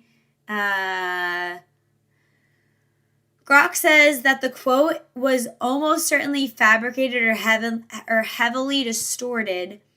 No verbatim record of him saying this appears in an official transcript from Nuremberg or his verified speeches. It first surfaced in fringe post-war books. Okay, but what do you mean by fringe post-war books? Because people would say fringe right-wing arguments for the vaccine causing health effects, and now we know that that's true. So what do you mean by that, Grok? Apparently it first surfaced in fringe post-war books from the 1970s and from the 1940s through the 70s. Historians and serious researchers, including whatever this forum is, and academic papers have found no primary source for it. I don't know. I'm not convinced that that's a good enough reason to say he didn't say it. Like, maybe there's a verbal history of him having said it to other people. I'm not sure. Yeah, give me your sources. What are your sources to prove that, though? If I remember correctly, we have the science on how to do it. The only mystery is how they came up with the formulas, as a lot of their stuff was lost to time. According to Robert Schoch's work, the pyramids and the Sphinx show weathering at the base, that evidence that they are far, far older than ancient Egypt. Building a metal frame and getting it to fly are two different challenges. Is there evidence he said it or not is the question. We need a primary source, someone who knew him, or transcript. Hold on. Wait, what? Wait, is there evidence he said it or not? Is there a primary source or transcript? Let's see.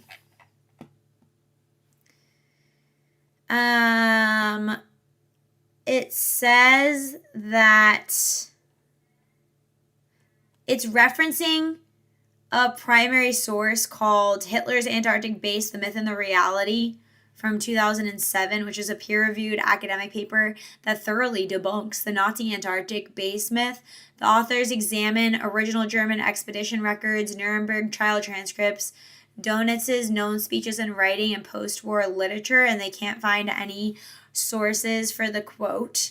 They trace it to fringe books starting in the 70s that never cite primary documents. The quote simply does not appear in verifiable Nazi archives, is what they're saying. What's the quote we're looking for? We're looking for him saying, the German submarine fleet is proud to have built for the Führer in another part of the world a Shangri-La on land, and an impregnable fortress by Grand Admiral Karl Donitz is what we're looking for. No, there's no credible evidence of the quote. No primary source or transcript exists. Can you tell me what book it comes up in first? If those books don't cite anything and that's the only reference that the guy's saying elsewhere, then there's no reason to believe he said it. That's what I was thinking. I don't really understand all this business about the donut guy, but it's making me hungry. I asked what book. The earliest book where the quote comes up is called Hitler is Alive, or I Knew Hitler is Alive, by Ladislau Salbo.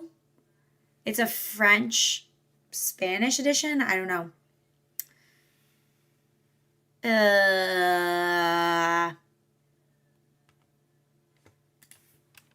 It doesn't have a source in that book. I think we don't have a source for it. That's fine. I was just curious. I mean, I feel like it can be truth mixed together with, you know, fabrication here. I feel like that's what makes it so tricky, is like weeding through what's actually real. Yeah, apparently the book doesn't have an original source. It's just in this book.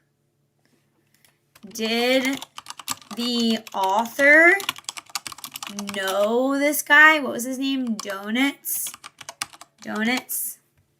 The sources that they made it the fuck up. The tappa tappa tappa of a busily digging hidden history wolf. Exactly. Hello, Harble. Will it block me for links? It shouldn't. I think I just put that in Twitch to not do links, just for people not spamming. But if you want to try to send it, I don't like people to like have to worry about like clicking a link in my chat. No, there's no evidence that he knew donuts. So I don't know. I would say we can say the quote is bullshit as far as we know. Okay, I need to take a quick break and turn on my air conditioning and also go to the bathroom, and then I'll be right back. And we'll keep going down this deep dive into this conspiracy. Okay, I'll be right back.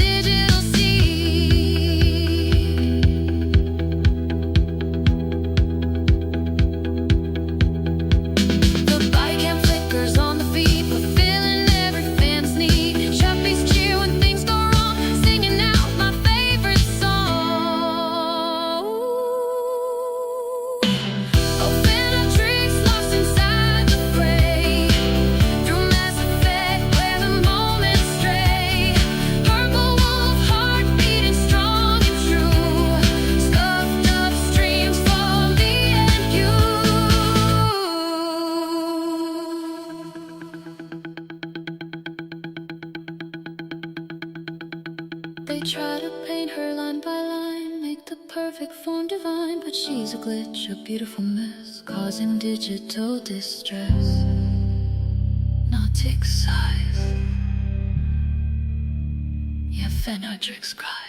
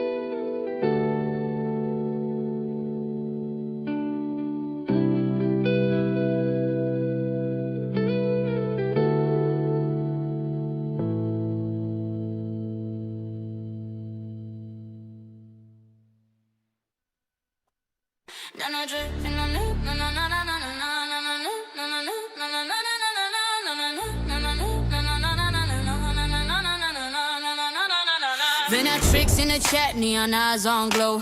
Big bad wolf, VT feet on flow. Avatar sharp, got the crowd on lock. Every bar silver fang when I chomp that talk. They twist my words, try to spin that thread, but I bite through cap, leave the lies half dead. I don't chase cloud, I just chase that truth. Mic check, muzzle off, I'm the young cage proof. Timeline twitching when I drop my views, cause I don't bow down, I just break fake news. They gas like ghosts, right sell that spin, but my pack see clear, we were born to win. Venatrix in the chat, neon eyes on glow. Big bad wolf, VT feet on flow. Avatar sharp, got the crowd on lock. Every bar silver fang when I chomp that talk. They twist my words, try to spin that thread, but I bite through cap, leave the lies half dead. I don't chase cloud, I just chase that truth. Mic check, muzzle off, I'm the young cage proof. Timeline twitching when I drop my views, cause I don't bow down, I just break fake news. They gas like ghosts, right sell that spin, but my pack see clear, we were born to win. I'm the wolf on stream, Venatrix online. Hardcore takes when I lay that line. You can lie all day, but the fog won't stay. Every fake little flame gonna burn away. I howl that fact, let the echoes fly. All the gaslit games always fade and die. When the teeth hit truth and the light hits sky, all the noise falls quiet when the wolf walks by. I'm the glitch in the script, break the prefab lies. No puppet on a string, I retract those ties. They frame that narrative, call it just a joke, but it smells like fear when illusion gets smoked. You can clip that string, twist context again. Still the real shine bright through the pixels and skin. I'm a beast with receipts loaded up on file. Put the mask on blast with a savage smile. I'm the late night raid on the false front page. Every bar that I drop, break a gilded cage. From the back of the pack to the alpha stance. When I spit, whole scene get a second glance. I'm the wolf on. Okay, I'm back. Don't be talking about how you didn't get me, Rala. I'm wisening up to you, bro. You're gonna have to get a little more crafty to get me with your tricks, mister. Oh my god. Of course, my phone thing just fucking fell over. Nah! Okay. Okay. We'll watch the rest of this. You guys can hear me okay, right?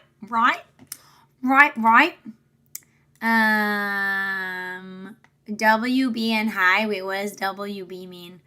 Raleigh, you got it in a way after all. You made it knock it. You made you knock it over. Wait, that I knocked my phone over? Yeah, that's true. I did. Welcome back. Oh yeah, thank you, Zombie Slayer. Oh, I forgot to tell you guys. If you like gummies, but don't like gummies like me, I just bought a bag of dried pineapple, and it is like legitimately so good. It tastes like adult candy. I know that probably sounds like the dumbest thing you've ever heard, but legitimately, if you've never had it, it's like chewy like a gummy, but there's actually no sugar in it. It's just the pineapple. Just saying. If you're in need of a tasty snack and you need some fiber and you also like gummies but you hate gummy bears like me, try dried pineapple.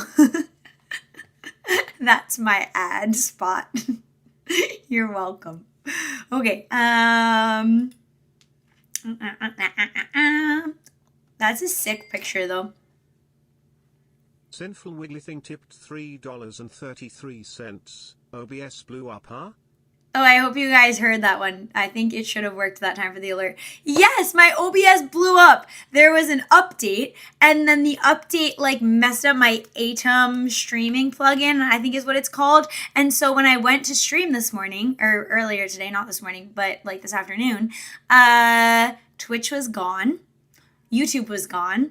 All of that time that we spent with whoever helped me doing the test streams to set the bitrate wasted because now I have to completely set it up from scratch. So I was like, that's fantastic. I barely got this stream working on the original setup, but what I'm going to do is just say fuck it to the plugin and just go straight to Rumble Studio. And this week I'll probably just focus on trying to prioritize getting Rumble Studio up and going. And that way I can just jump to streaming on all of the platforms at once and not mess around with the plugin for OBS anymore.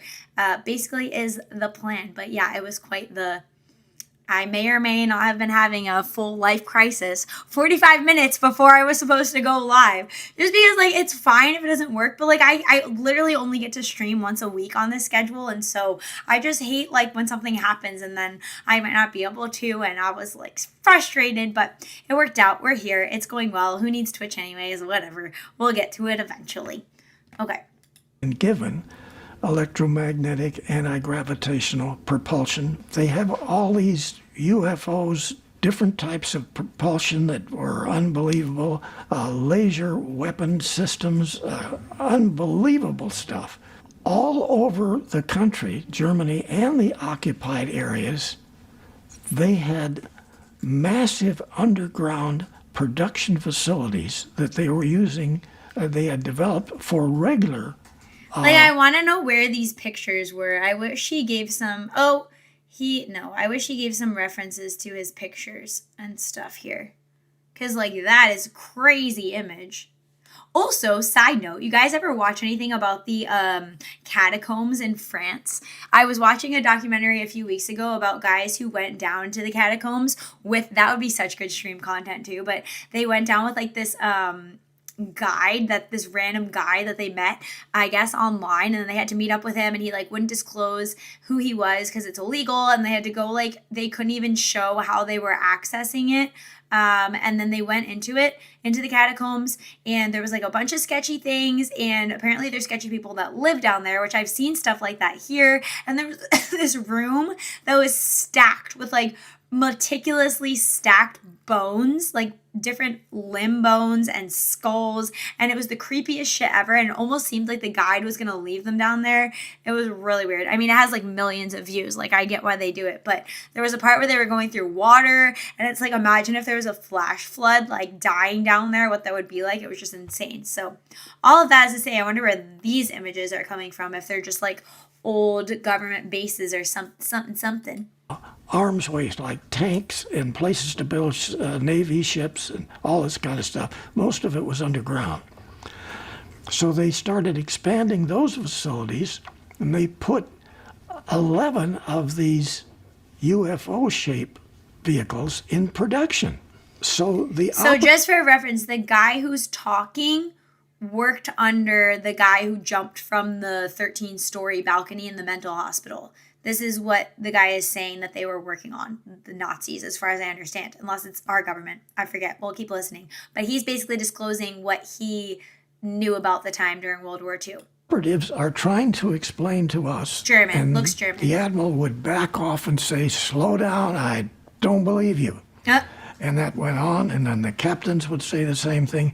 Dude, imagine if it is real. You're just like living your life in America, and then like you get drafted for World War II, and you go, and you're like, yeah, I knew it was gonna be fucking crazy, and like a bunch of people were gonna die, and there was gonna be lots of suffering and illness, but like I didn't know there was gonna be fucking UFOs. You come back to like tell your wife, like that's so insane if that's true. Were nice guys. And they knew they were going to get the questions when they got back into the admiral's office. And they knew that nobody was going to believe what they said. And we were the only people that this information was given to. Yeah, that is the thing. Like, you ever put yourself in the shoes of someone who finds out like crazy government secrets, and then you think like, okay, like that would be insane. Like, I have to tell people. But like, would people believe you, or would they just like write you off as a kook? I feel like I'd be afraid that they would just think I'm insane. Which also could explain why less people come out and say things that they know, for fear of how that's going to go. By the operatives. Forrestal was the #1 person in the country who ran the proper organization, the real organization to handle technically the extraterrestrial. So weird. He was supposed so that's just what he's saying. I don't know if there's like a record for that. Mental breakdown, so they took him to the hospital. So there you go again. He was supposed to have a mental breakdown. Hospital there in Washington, supposedly. The top floor, and pushed him out the window. Okay, I'm just going to throw something else out there. I just thought of this. If you have people that are severely mentally compromised, like severe depression, mental illness, having a mental breakdown, would you put that ward of the hospital at a high floor? Isn't that kind of a weird question? Like, I don't know if that's considered, but I feel like it ought to be considered, no? And so that's the guy that wrote Admiral Ricobata's mission. which has been my mission, came from his. Weird. That was the level of this information I don't know if it's true, but I want to believe this guy. in the United States. So we had a young girl, Nordic, just outside of Germany. Oh, Robert Sepper always just shows that picture from the Vril Society, right? I don't know exactly what that woman's name was. People talked to her, and they said, you are now involved in a new program, and you're going to have great support in this program. She had developed I think she had 8 girls. They were continually talked to telepathically. Okay, also, didn't the government do, wasn't that part of what MK Ultra was like telepathic communication? Hold up. Grok, look up, hold on. Government secret experiments about telecommunication. I bet it's real. I think I've seen this before. Grok is thinking again.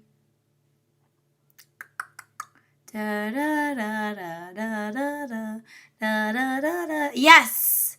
Yes, Venatrix, you are most correct of the wolves. Grok said yes. Several declassified or partially declassified U.S. government. Guys, if I ran for president, I would declassify all of the documents. Every single thing would be declassified. I guess you can't do that because of like actual security, but like, wow, do I want somebody to actually declassify every single possible thing that can be done without compromising, actual security. But I feel like that'd be a minimal thing, okay? Several declassified or partially declassified U.S. government programs involve secret or highly classified experiments and projects related to telecommunications. These range from military communication systems to surveillance, signals intelligence. Wait a second. Hold up. Wait a minute. SIGINT. Wasn't that related to the name of the thing we just looked up before? That we were saying about the ray, what was it called? The satellite thing that we said the guy had the clearance. Nobody expects the Jeopardy theme song. You're welcome. I like to keep you people guessing. Wait, what was the name of that? Somebody tell me. We looked up the thing and it was about the government clearance that guy claimed to have. Signet, signal intelligence. It's a broad subject. Okay. Telecommunication and telepathic communication aren't the same thing. I didn't just want telecommunication. I wanted telepathic. Yes, telepathic though. Not just like telephones. We want human to human. Not just like, did they use communication well? But yes, the CIA has declassified research into that, claiming high success rates. Yes, yes, that's what I saw. They are trying to pull the wolf fur over our eyes, okay? The U.S. government, mainly the CIA, DIA, and Army, ran classified programs exploring telepathy, extrasensory perception, ESP, and mind-to-mind communication during the Cold War, driven by fears that the Soviet Union was in psychic warfare. I fucking knew it. The main program, Stargate Project, and predecessors, remote viewing was the core focus. Psychically perceiving distant or hidden targets. Guys, the government is literally having people telecommunicate with each other telepathically, and we don't think that there's aliens? Of course there's aliens. This is crazy. Recruited psychics. They recruited psychics. They say that we're conspiracy theorists because vaccines that are given like 20 to a newborn might cause autism, but they are doing experiments recruiting psychics to telecommunicate to each other. Are you kidding me? The wolf has caught them. We knew about this. Audits to audits communications. Exactly. You're on a roll. I am on a roll. This is insane. We should be saying something about this. We need to be telling everyone. Jesus, this is nuts. Viewers were given, you can't outrun Ben Sniffer. Wait, somebody needs to make a GIF. Do you guys say GIF or GIF? I say GIF. I'm partial to the g sound. GIF. Of me in that short of this gummy bears where I'm like sniffing. Can I sniff? I can't. I'm trying to, but my nose doesn't move. Fuck. Okay, somebody needs to make a gif of the of the part where my nose is twitching. I'm gonna tell my brother about this with my mind. Yes, tell him. Maybe he will just show up in chat and then we'll know it works. Gut. You can't write this. GIF is peanut butter. GIF is the only acceptable answer. I knew it. GIF's a line. It's correct. Okay. They recruited psychics and trained military personnel as remote viewers. They conducted it at Stanford. And these other places. They were given coordinates or descriptions and asked to describe buildings, peoples, events, or objects far away, sometimes framed as telepathic information transfer. Notable efforts included testing direct telepathy. Sorry, that happens sometimes when I talk too fast. Mind-to-mind sending, receiving information, psychokinesis, and anomalous cognition. Guys, the world is alive with crazy fucking things that we don't expect, but they're real. What time is it? 2 hours. I like to mark when there might be a clip so that I can clip it after stream. 2 hours and 25 minutes. Okay. Anyways, MK Ultra sub-projects also worked on this, explored electromagnetic radio waves for mind influence. Guys, and then we think about like what our phones are doing, and people want to put earbuds in your ears all the time, and they're going to monitor your brain waves and tell you that you're wrong thinking. Everything that's up was down, everything that's down is up. Our lives are a lie.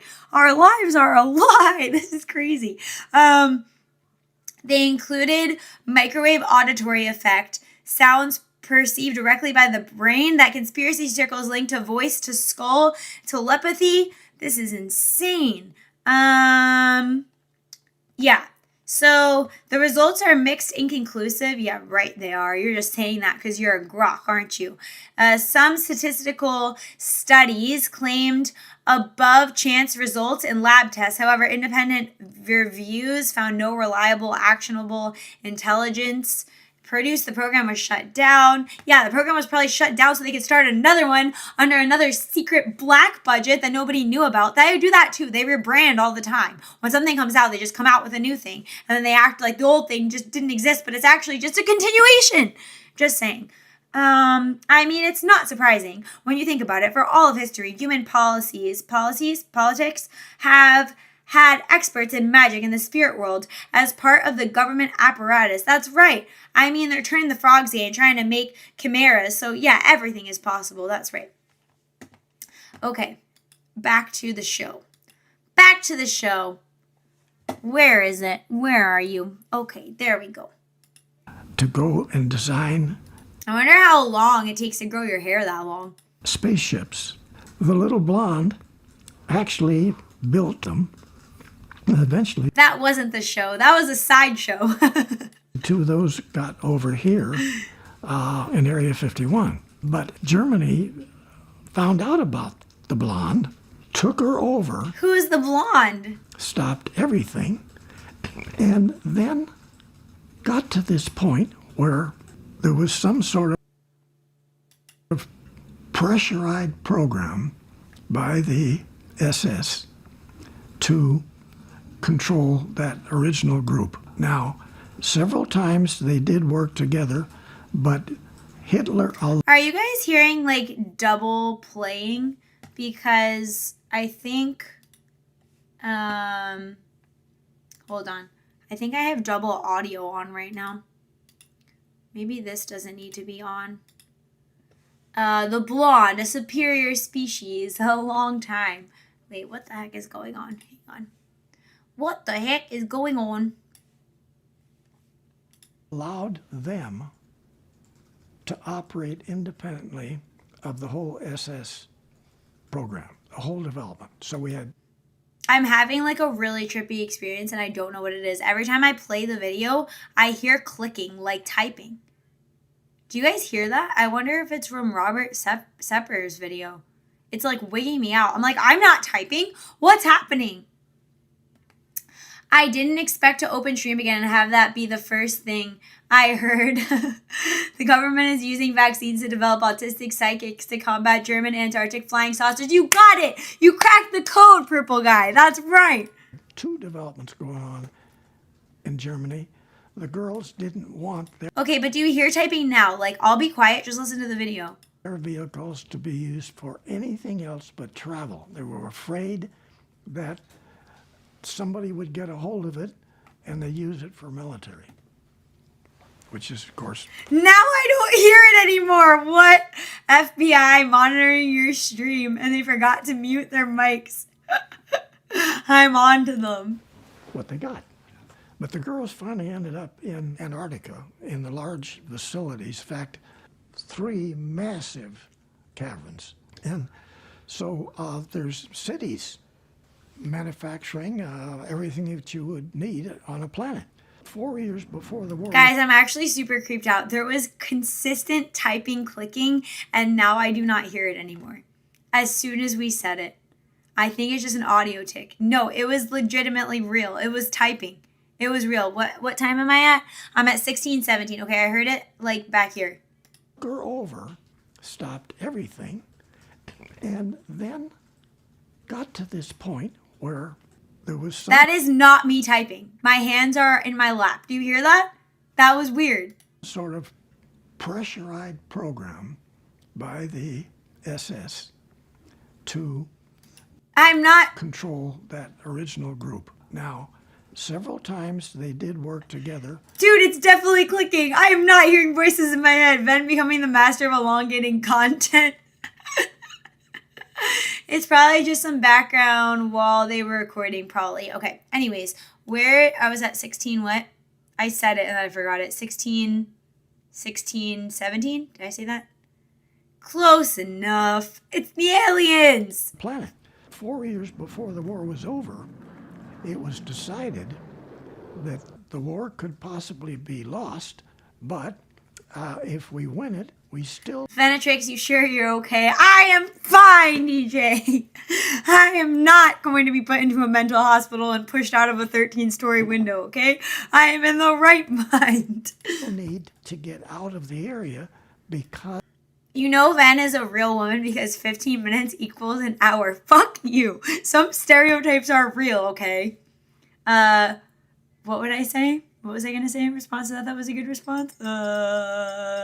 Quality takes investment time, okay? Because the Allies are going to bomb us off of the Earth and there won't be anything here left for us. So they decided to move everything to Antarctica. Admiral Byrd, they're going to down there and they were going to take out the whole thing in 1 week. The top Next stream brought to you from Antarctica. area of the Navy. Best aircraft, best ships. Like, okay, I don't know what that is, right? Like the Examiner, isn't that kind of like a rag?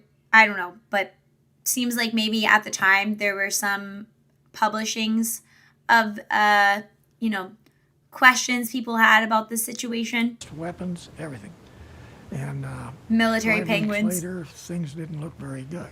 When we got down there, they had decided they were going to have one thrust from the west side of Venatrix. As I kept reading web pages about this, it took me to the Hollow Earth theory. Yes, that's so fascinating. I think I've watched one of Robert Sepper's videos on that too. Article, and then the opposite side coming into both of them towards the center of the continent. And so before... The question is it more likely that the Earth is hollow or flat? That's the question. Thank you for subbing, Super Gamer 30. Is the Earth more likely to be hollow or flat? We even got all the guys around, and I'm talking about big 4-engine flying boats, okay, and ships, battleships and destroyers and submarines and you name it. Before they got there, these fairly large, they were 100-foot diameter saucers came up out of the ocean. Like, I want to know, like, where that image is from. Because this video is from 2021. I don't think that it's AI made, but I wonder if it's, like, copy and pasted in history. like an old image pasted together on, like, old-time Photoshop, you know? And took down everything. Many of the close-ups give you a real clear picture of the cross on them. What? We lost that war.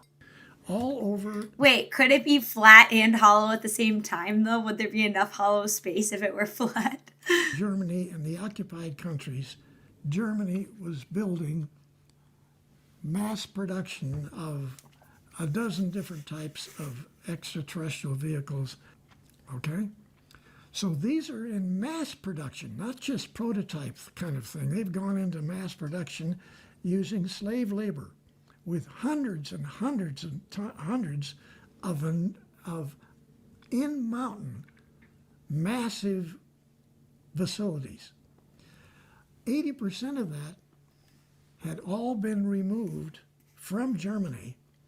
I just feel like 6 months before the I war. just feel like my adult experience is like watching some deep dive documentary on like a dark Saturday night, and then like however many years later, like when I'm like, you know, in the future when I'm like an old lady, I'm gonna like find out that all the documentaries I was watching when I was young actually came out to be true, and I was actually doing research and everybody thought that it was fucking crazy, but everything was real except they've wiped all of those documentaries from the internet. So now like I can only go on by myself knowing that I saw them. Does anybody else feel that way? Ended. It had all been taken to Antarctica, and they were continuing the construction down there. They had access to these with their submarines. They built massive truck.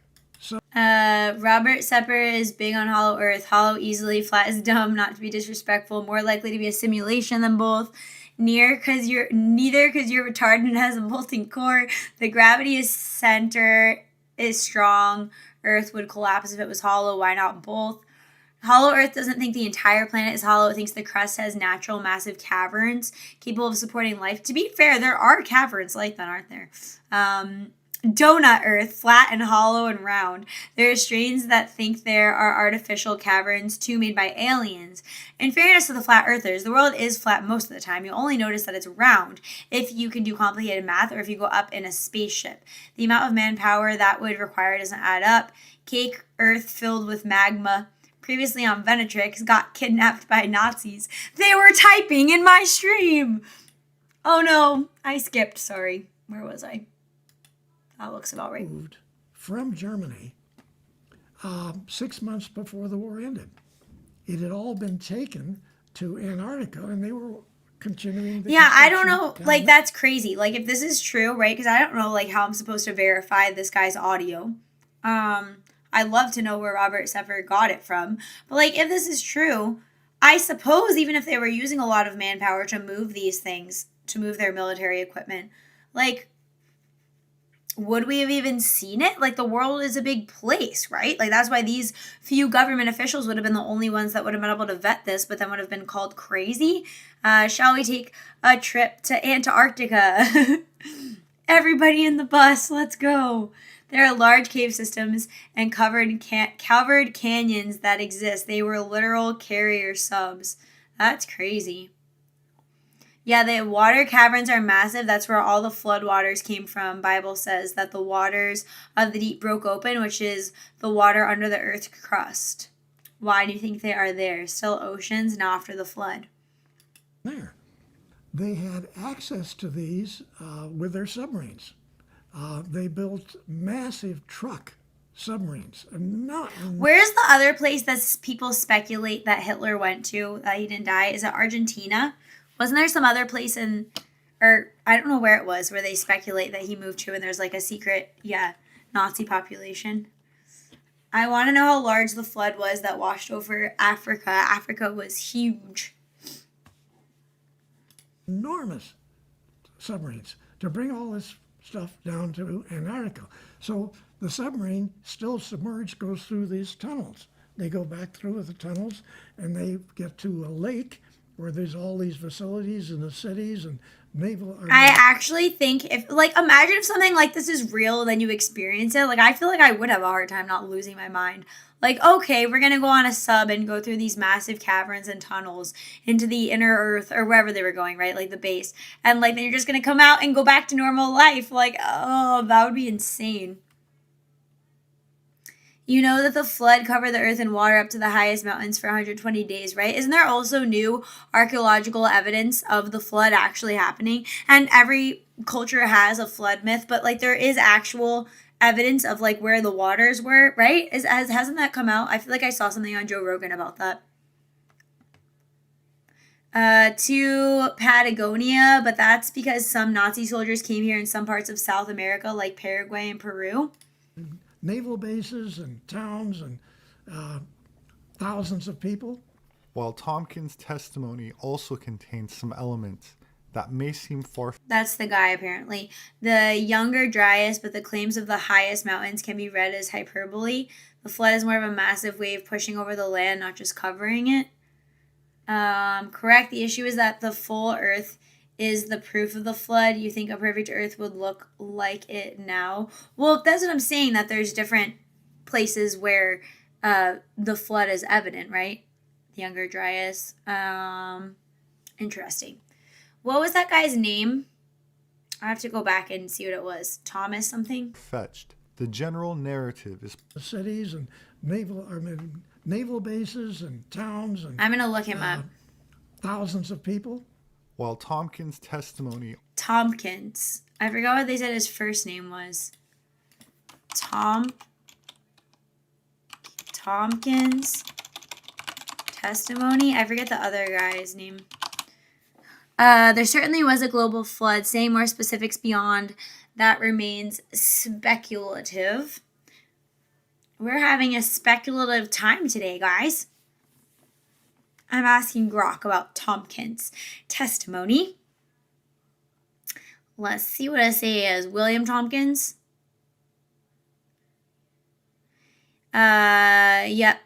His testimony became a major pillar of the modern secret space program. He was alive from 1923 to 2017. Worked as a draftsman and designer for companies like Douglas Aircraft, North American Aviation, TRW. Claimed involvement in advanced propulsion and think tank projects. I'm sure he fell off of a fucking building or into a well or got eaten by a fucking dinosaur. Whatever the stories are they tell us. And it was suicide. Contributed in conventional roles to aspects of the Saturn Apollo programs. In the 90s, he began giving interviews and wrote the book Selected by Extraterrestrials. He collaborated with Dr. Robert Wood and was promoted by figures like Michael Salla and Project Camelot. He did seem to make these claims. He alleges a vast hidden history. And it's just crazy to think, like, imagine if this was like your grandpa and like all this information like dies when they die. Like, that's just insane. Like, how much we know. I always say, like, I can't wait until like we go into like eternity, into the afterlife, into what I think it is when you die, and then like God shows you like a quick YouTube documentary style like mind blast through all of reality, so you can see everything that ever happened and be like, I was right, I knew they had UFOs. Like, I just think that is the coolest thing. I wish I had a dream about that. He worked as a disseminator of naval research and information, delivering briefing packages containing stolen Nazi alien tech. Quick 50 years long video. Yeah. Wait, guys, but he worked for these things. So, like, okay, here's the thing. What are the chances that all these guys, like these top performing military guys that have these stories about weird shit going on with the Nazis, sorry, my hair is getting caught in my headphones, have these stories about weird shit with the Nazis and are all these like high position roles, just all happen to be kooks and making it up for their own clout. You know what I mean? Like, that's kind of sketchy in of itself. What else? That they developed their own secret space fleet, that he designed space carriers and evidence of moon bases, off-world naval operations. He alleged reptilians and other ETs manipulating humanity. Worked with Nordic aliens assisting the good guys. What is going on? Hold on. Supporting evidence he provided, documents, exit passes, and memos signed by the Admiral Rico Botta, which he just talked about, Tompkins, to carry briefing packages. Navy records confirm Botta's role and Tompkins' employment at relevant facilities. Okay, this is kind of like do they call it like a smoking gun? This is kind of interesting. So his accounts, he did say these things, and his employment and his military experience and who he said he was involved with seems to be verified. So that is an interesting little nugget here under the foundation of this. These lend some credibility to his basic naval aerospace career. Don't try to undermine him, Grok, but do not prove the extraterrestrial or secret space fleets. Blah, blah, blah. Some of his extraordinary claims rely entirely on his memory. Okay, but so technically he's like the primary witness here, and what he said is true. He was in his 90s. He basically, Grok is just saying we can't prove what he said, but he said it. That's fascinating that he said this. Very interesting. What's his name? William Tompkins. Write it down. Search it up. This is good information, guys. This is so interesting. Okay, let's keep going. I don't know why I'm talking in this voice. Maybe this is the Venatrix overtired voice, but we're going to go with it. Okay. Also contains some elements that may seem far-fetched. The general narrative is plausible. That Operation High Jump is still classified because it is possibly hiding some untold reality. Why is he feeding the squirrels? About World War II, how it ended, and the Hello, little squirrely. Want to hear about some UFOs and Nazi scientists? technologies that were developed during that time. Come here, bird. At 94 years old, Tell you the secrets of and the 1 year world. before his passing, it's unlikely that Tompkins was making up stories for fame and fortune. That is true. Since he was so close to passing, you'd have to say he's crazy. And I'm so sick of us dismissing everyone based off of, like, they're crazy as the answer. Like, at being that old, he definitely wasn't doing it for fame and fortune. And his military credibility adds to the growing body It of does. evidence that points to the possibility that free energy, electromagnetic Feed in the nuts. propulsion, And the crazy ass gooses, the geeses, don't they have razor sharp teeth and they go like, and they like chomp you? Like, get away. I feel like the audio must be better with my upgraded lack of filtering. I need no filtering on me. gravitics exist and have been successfully developed, and that there are groups of Nordic-looking people that may have used this advanced technology to break away from the grip of the current political force that controls the planet. Weird. Another researcher that spoke out along these lines was Bulgarian-born Vladimir Terziski. He would lecture about advanced technology and secret societies until he suddenly vanished around the year 2000. Here's a brief clip of him adding his take on the subterranean South Polar colony allegedly built by the Germans. Let us hear. The Germans were very deep into the occult, into the black magic, into all these things that the media would prefer not to talk about. A Uh-oh. lot of this supposedly came up during the Nuremberg trials, and it all was stricken out of the record. The Germans were fascinated. Yeah, we could see that too, them striking it from the record. That's something I didn't even think of before.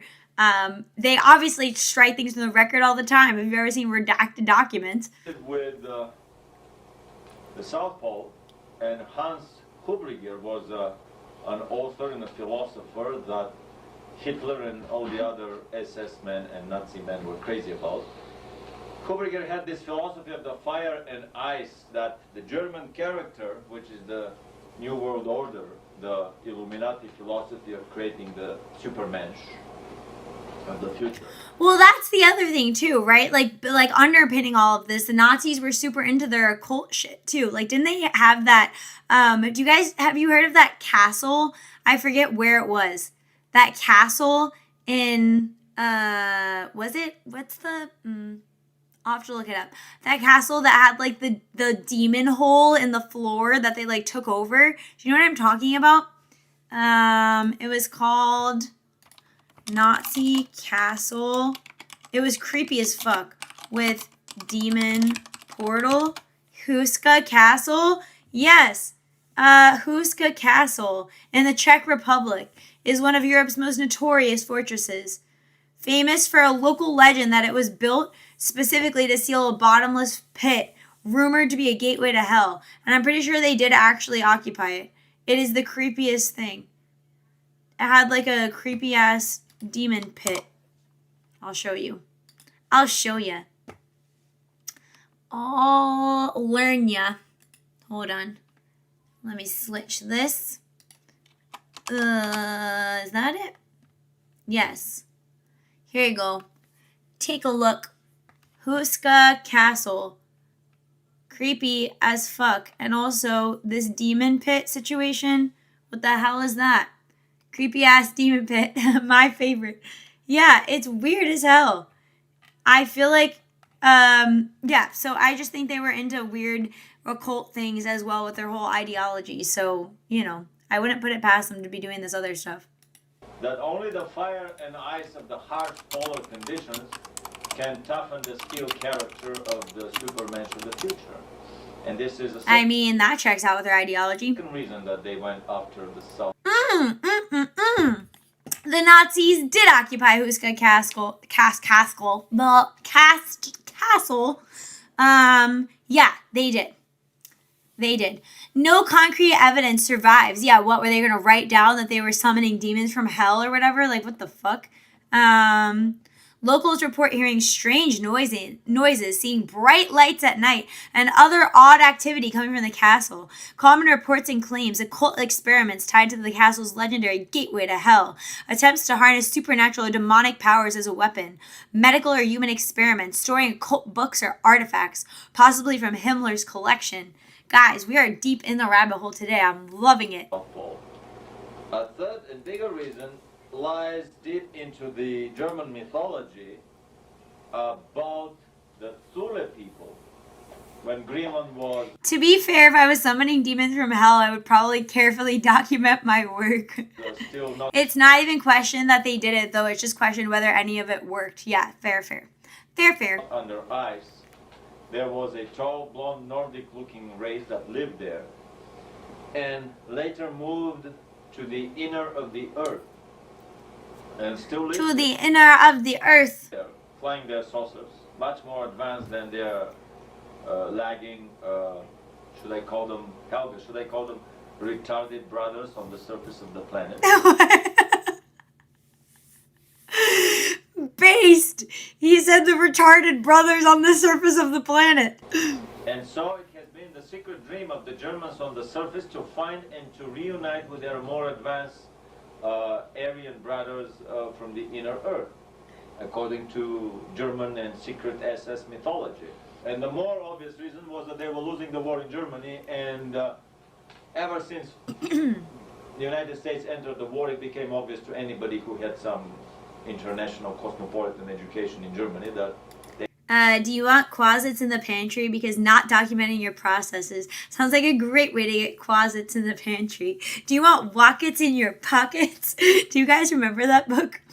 they would lose the war to every German Universal solution, guys. Maybe we don't summon demons. plane produced and flown in the air. There were 5 Allied planes. We have seldom being told these statistics that the Germans had less than, about 1/5. I feel like seldom isn't a word that's used enough. We should bring seldom back. My stream seldom goes off without a scuff. Of the planes, probably the ratios of artillery, of tanks, and of other armaments were not much different. They were bound to lose that war. They didn't have the industrial capacity to match the Americans, the British, and the Russians. In the end of the war, British and Russians could freely bomb Germany with almost impunity. They couldn't reach anything of the Russian mega continent, very little of England, and nothing of the United States. They were bound to lose that war. I actually use it a bit. Well, aren't you fancy, cosmic castaway? Pin a rose on your nose for using unseldomly. Like I said, if I were to summon demons, I'd want to be as careful as possible with the procedures because, you know, demons. Well, they could have burned all their records, too. So they basically decided to lose the European war in order to win the South Polar War. This Weird. is the That's same, weird. I think. Yeah. Guys, I feel like I need like an overlay. That would actually be such a good idea. I need to ask somebody techie to help me with this. If I made like, this is so funny. If I made my streaming setup, instead of like my little like woods background here, if I made it look like like an old timey projector for like when we go on these deep dives, and then I could like put the YouTube video into it and it would make everything look like we're like watching it on an old projector with that like click, click, click, click, clicky sound. Whoops, hold on, click the wrong button. Okay. So in the late 30s, in 1936, the SS party did a excellent 4-year plan for the colonization of the South Pole. The 4-year plan, very detailed plan. They were showing the areas without any snow. It's okay. Without any snow. And we see the maybe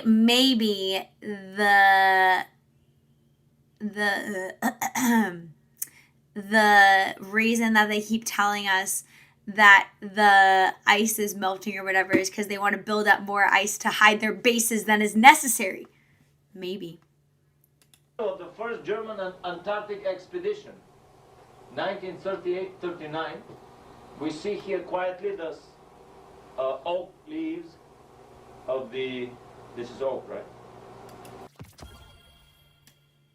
At Evan Hawkenfress 4,765 super chatted $3.65. The sad truth is humanity has a robust history of doing really obviously stupid things, and doing them with confidence. Lol, true. Thank you for the $5, Evan. I appreciate you.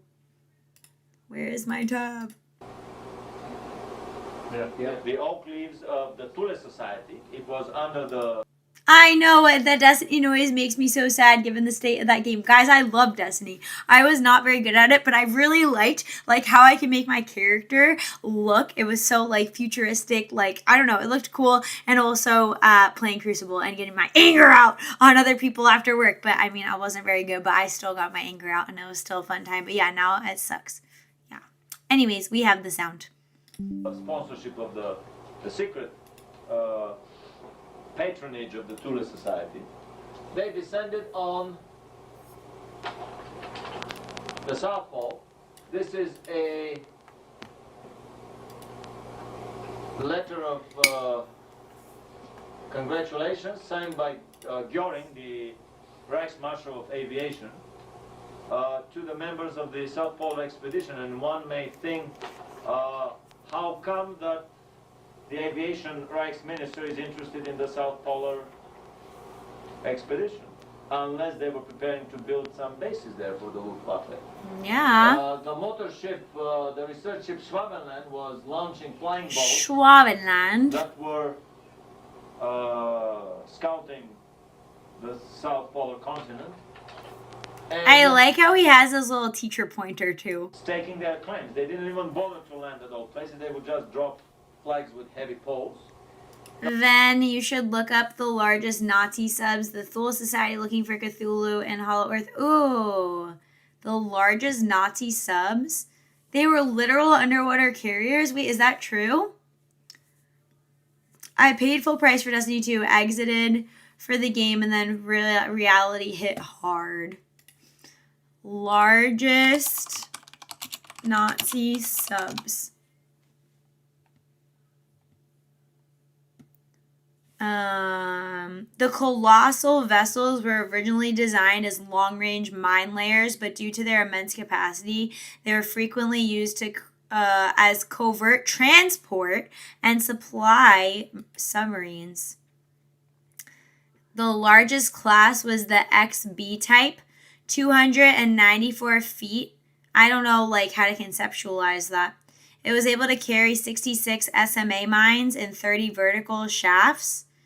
The largest combat cruisers were 287 feet. Big point of evidence in favor of New Schwabenland. Interesting. Show us, Purple Girl. Okay, hang on. I have to look at the pictures. Largest Nazi subs. What the heck? Okay, hang on. I'm showing you. Oops. Okay. There we go. You see this? You see these large Nazi subs? Wait, there was a better picture though over here. It was like for comparison. I can't really like see that though, bro. I think the whoops. I have so many tabs to move. Is it this one? In the middle? I can't like click on it, the red one. Hold on, maybe there's a better option to see. What are these? Oh, yeah, but it's not really like helping me see a comparison. That's not them.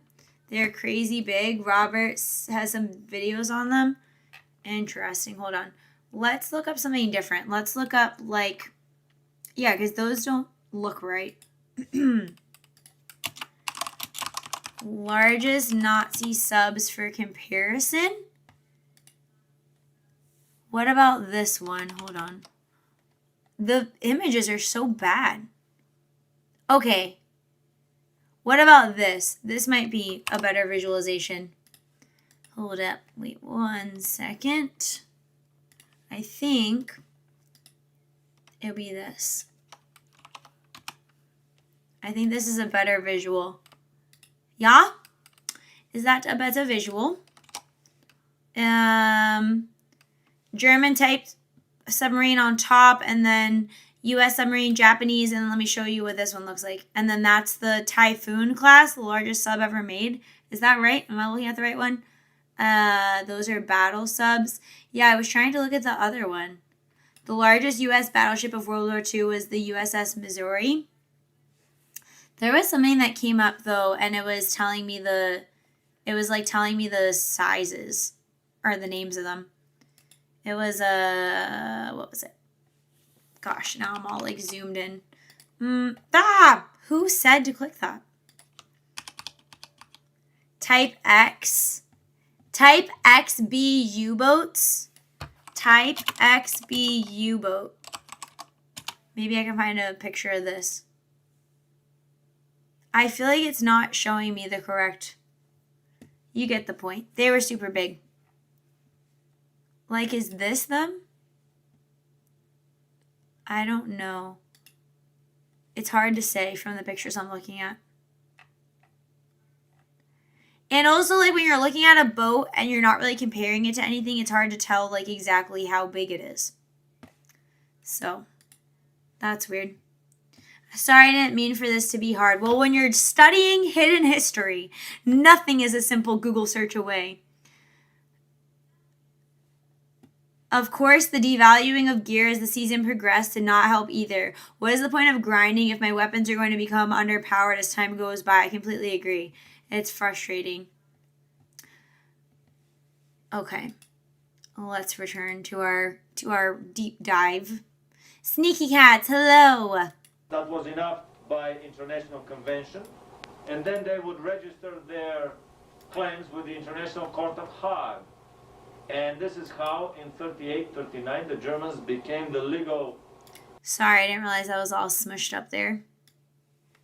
Whoopsies. owners of a chunk of real estate probably as big as 2/3 of Europe, south of South Africa on the South Pole. Here are members of the expedition staking the claim. Much later, photographs appeared in the late 40s. Is that backwards? Doesn't that page look like it's written backwards? That's weird. German colony in the Neuschwabenland from an altitude way above and beyond the altitude of the biggest stratospheric bombers at the time, which was about 10, 12 kilometers. This is an altitude. You guys know what I'm reminded of? You ever see that meme where the girlfriend is like, he's probably out cheating on me, and then it's like the guy's like ranting in their friend's basement, and it's like Alex Jones. I feel like it's like that, like, he's probably cheating on me, and then it's like, no, he's doing a deep dive on Nazi population and where they actually live and escape to in secret underground Antarctica bases. Altitude of 60, 70 kilometers, maybe 100 kilometers, basically Earth's orbit. And the speculation is that this is a photograph of the German South Polar colony from a saucer. Weird. From that height. Weird. Coastal region? Excuse me? Coastal region? Yeah. Close to the coastal region.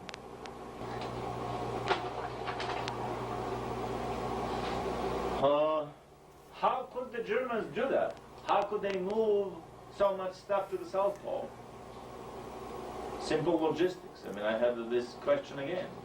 How can you do that? If you Well, I guess if they had those big ass boats. Chief of operations.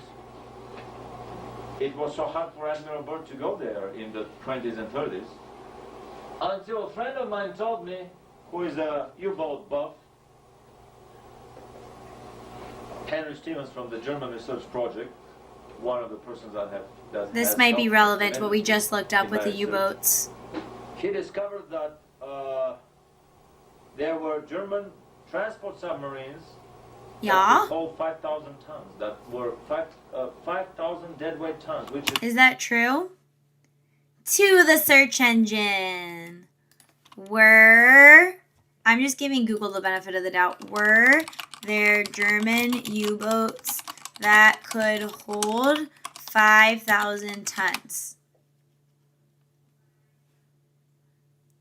It says no. The largest German U-boats were generally only 1,500 to 2,200 tons. To be fair, though, if it was like a secret hidden project, I suppose it could be more than was disclosed. Let's ask Grocky. Were there German U-boats? Well, let's ask an unbiased question. Let's say, how many tons could the largest German U-boat carry? Hard to know about these things. Yeah, I just heard a specific number and I thought, oh, let's look it up. Grok is going to be like, Google's wrong. Hate Google. Google thinks she's so smart, but she doesn't even have AI. Her AI is retarded. I wish Grok talked like that. That would be funny. It's still thinking. The largest, this is even different. The largest German U-boat could hold 240 to 260 tons of cargo. Submerged 2,177. I'm confused. What about 5,000 tons? Google is a twink. It's thinking still. Hello, Hazer. Hello. Welcome. It says no, that it couldn't be 5,000. So, I don't know. I guess unless it was ones that we don't know about. Is about 2.5 times as much as the standard Allied Liberty class transport ships. The Germans had 2.5 times bigger submarines than the Allies were building surface ships. These submarines were so huge they could carry bulk cargo, they could carry personnel, they could carry armaments, anything. They were building them in sections on assembly lines in several dry docks at incredible speed. After the war ended, it became clear that about 100 of these submarines mysteriously disappeared. They were never scuttled, bombed. Okay, that'd be fucking weird if that's true. Torpedoed or surrendered by their crews. They just disappeared into thin air. Poof! Of 100 submarines. Some of them resurfaced with skeleton crews of about a dozen men in Argentina. That's weird. That's weird. With fully loaded. Argentina again. People on board. And little by little, the story emerged that the Germans have been cooking something big.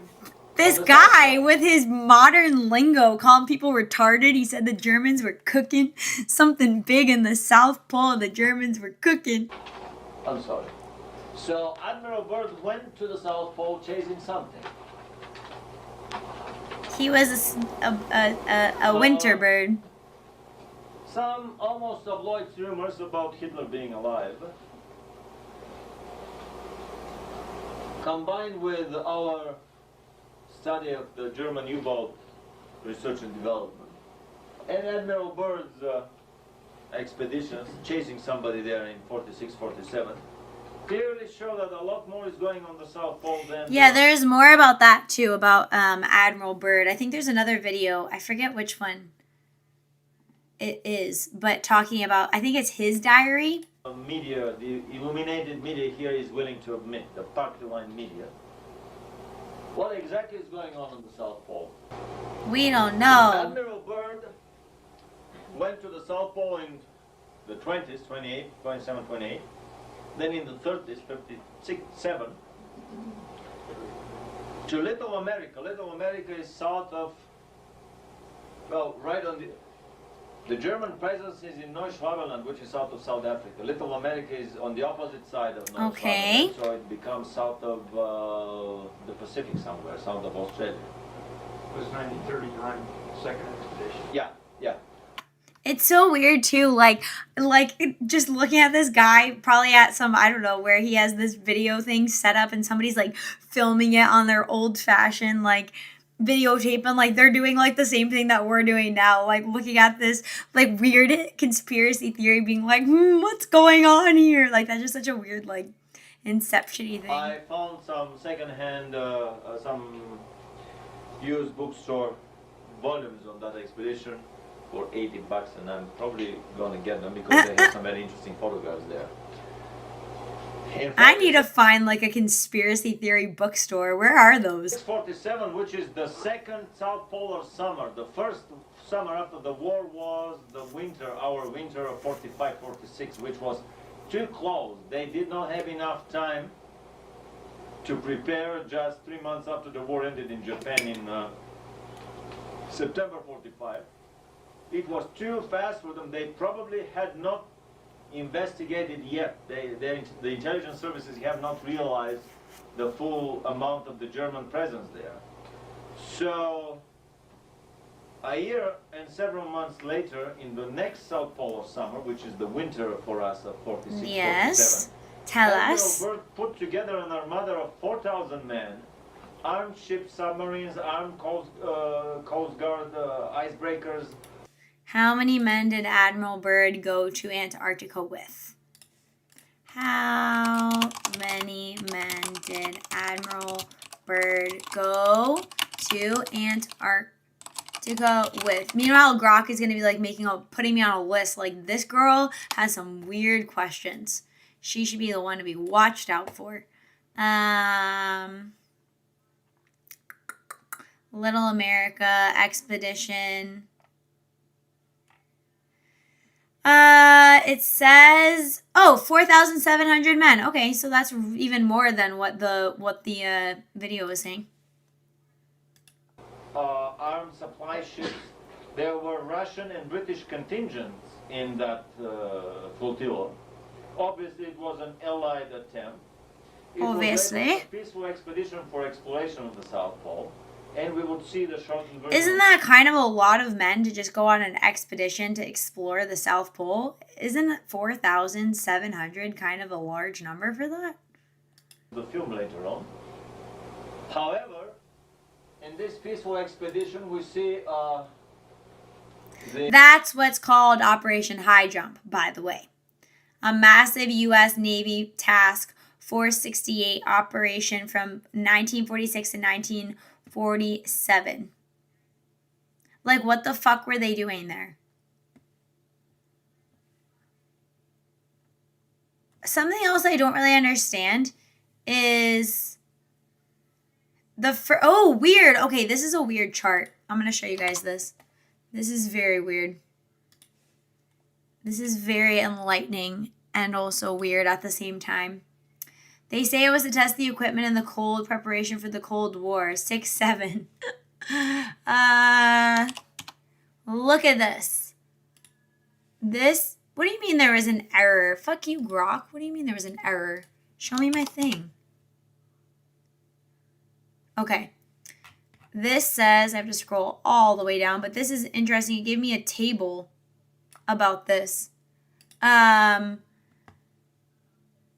No, this is not the table I was looking for. This table down on the bottom, Operation High Jump. It says there were other expeditions that Byrd had went on. The first Byrd Antarctic expedition from 28 to 30 only had 42 to 82 men. The second one was from 1933 to 35 and had 50 to 60 men and was more scientific focused. And then the third one was 39 to 41, smaller scale. And then 4,700 only happened post-war with the Navy-backed high jump. That is kind of sketchy on its own. Just saying. That's weird. Whoopsies.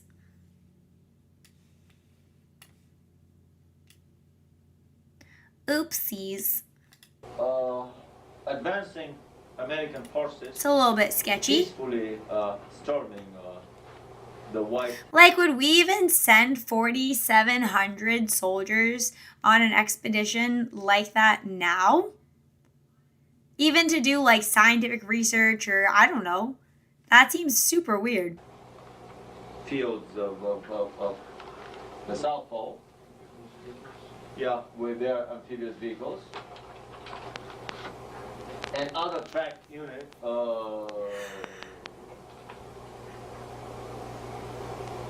these are personnel carriers and other amphibious vehicles. It was a massive army operation. Amphibious vehicles? Very few scientists were involved. Amphibious. Admiral Byrd lost in about 2 weeks most of his planes and retreated in disgrace. What do you mean he lost his planes? Are they saying from the cold? And made an unauthorized interview which probably cost him his career. In Argentina on his way back, quite probably, refueling this is or sketch. reloading with supplies in an Argentinian port. He had in Argentina again. Lack of political insight to make this politically incorrect interview, saying that I think the next World War will be with an adversary that comes from the polar regions. What the hell? Did he actually say that? To the researching. Click, click, click, click, click. Did Admiral Byrd say the next World War would be with an adversary from the polar regions? Guys, this is so weird. He did say that, but he is interpreted as referring to the Cold War. But would we have really considered that the polar regions, though? Like, that phrasing in itself seems very specific. And that has the ability to fly. Not like Russia in the winter. To pole. Clearly talking about the German South Polar presence. And North Pole and nukes? That's weird. The Americans could confront them with. Some of the planes were shot directly by the saucers. That's what they Others say, were yeah. hit by beam weapons. They didn't know what hit them. Third, they beamed them down from the sky. Collided with invisible barriers and disintegrated in mid-flight. Invisible barriers and disintegrated in mid-flight?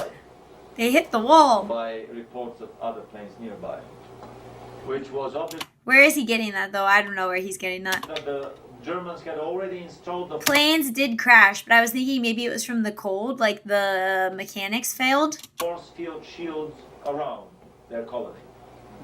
This whole operation. I think this part is like ungrounded. I'm not sure where this is coming from. It could be real, but I don't know where he's getting it from. To show to that faction of the American military that, well, see guys, we can't do anything because they are a lot more powerful than us. I'll talk at length about stories that actually the 2 bombs dropped over Hiroshima and Nagasaki were German-made. What? Captured in the underground caves by the Americans. And Hitler decided not to use these bombs. Probably by the same reason that he decided not to kill all the British that were left stranded at Dunkirk At where? at the beginning of the war. He didn't really want one of those England anyway. So I don't know about when it comes to like how the planes crashed or whatever. Obviously, Gov't is going to say there's no evidence for invisible barriers or like energy beams. The only fatal aircraft crash during Operation High Jump was the Martin PBM-5 Mariner seaplane, nicknamed George 1, blah, blah, blah, crashed on Thurston Island during a blizzard. So I don't know about that. I would imagine that like a lot of the claims that are considered conspiracy, like we wouldn't really know what happened to them. You know what I mean? Like if they vanished or whatever, like how are we supposed to know that? They wouldn't have like had the same technology to record everything. Did any planes go unaccounted for? That would be more interesting, right? Like if they're saying it wasn't these crazy conspiracy beams or, you know, shot them out of the sky with aliens kind of thing, but like were there missing planes that we just don't know what happened to? Because that'll raise an eyebrow a little bit. It's thinking again. I'm trying not to drop my phone. Gov't says no. Excuse me, Gov't. Don't do that. Gov't says no planes went unaccounted for during Operation High Jump. All the incidents were documented. Only 1 fatal crash, 3 crew killed. There was another part though.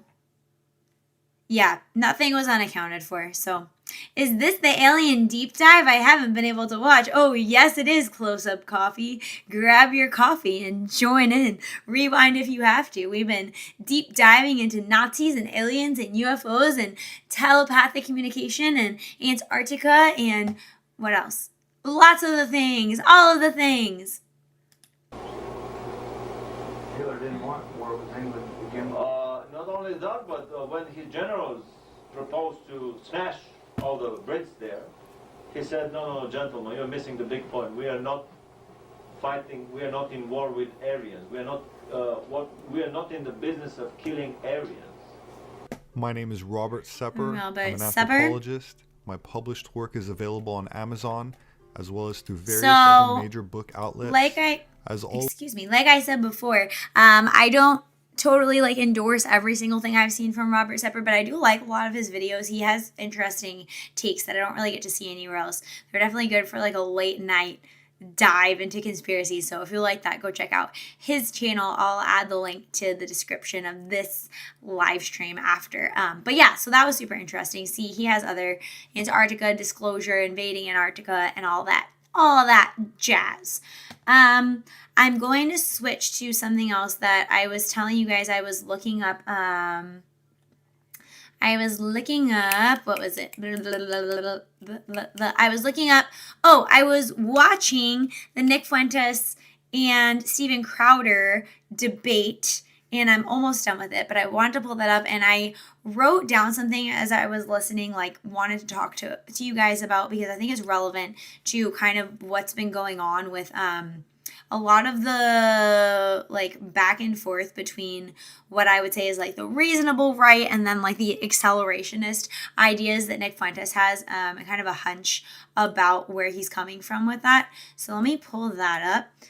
It is a 2 hour and 41 minute debate conversation. I mean, it is a debate, but it was pretty casual, but we're not going to watch the whole thing, obviously, but I got to about 2 hours and 28 minutes. So we're going to listen to the last about 10 minutes of this. So 5 hours for you. No, fuck you. I listened to it on 2.0 speed for most of it, because I was trying to get all prepared for a stream. So 5 hours for you to cover it. Yeah, that would literally take me 5 hours. That'd be insane. Hazer, thank you for the Patreon sub, by the way. I just saw that when I was pulling this up. I just wanted to call it out because I super appreciate you.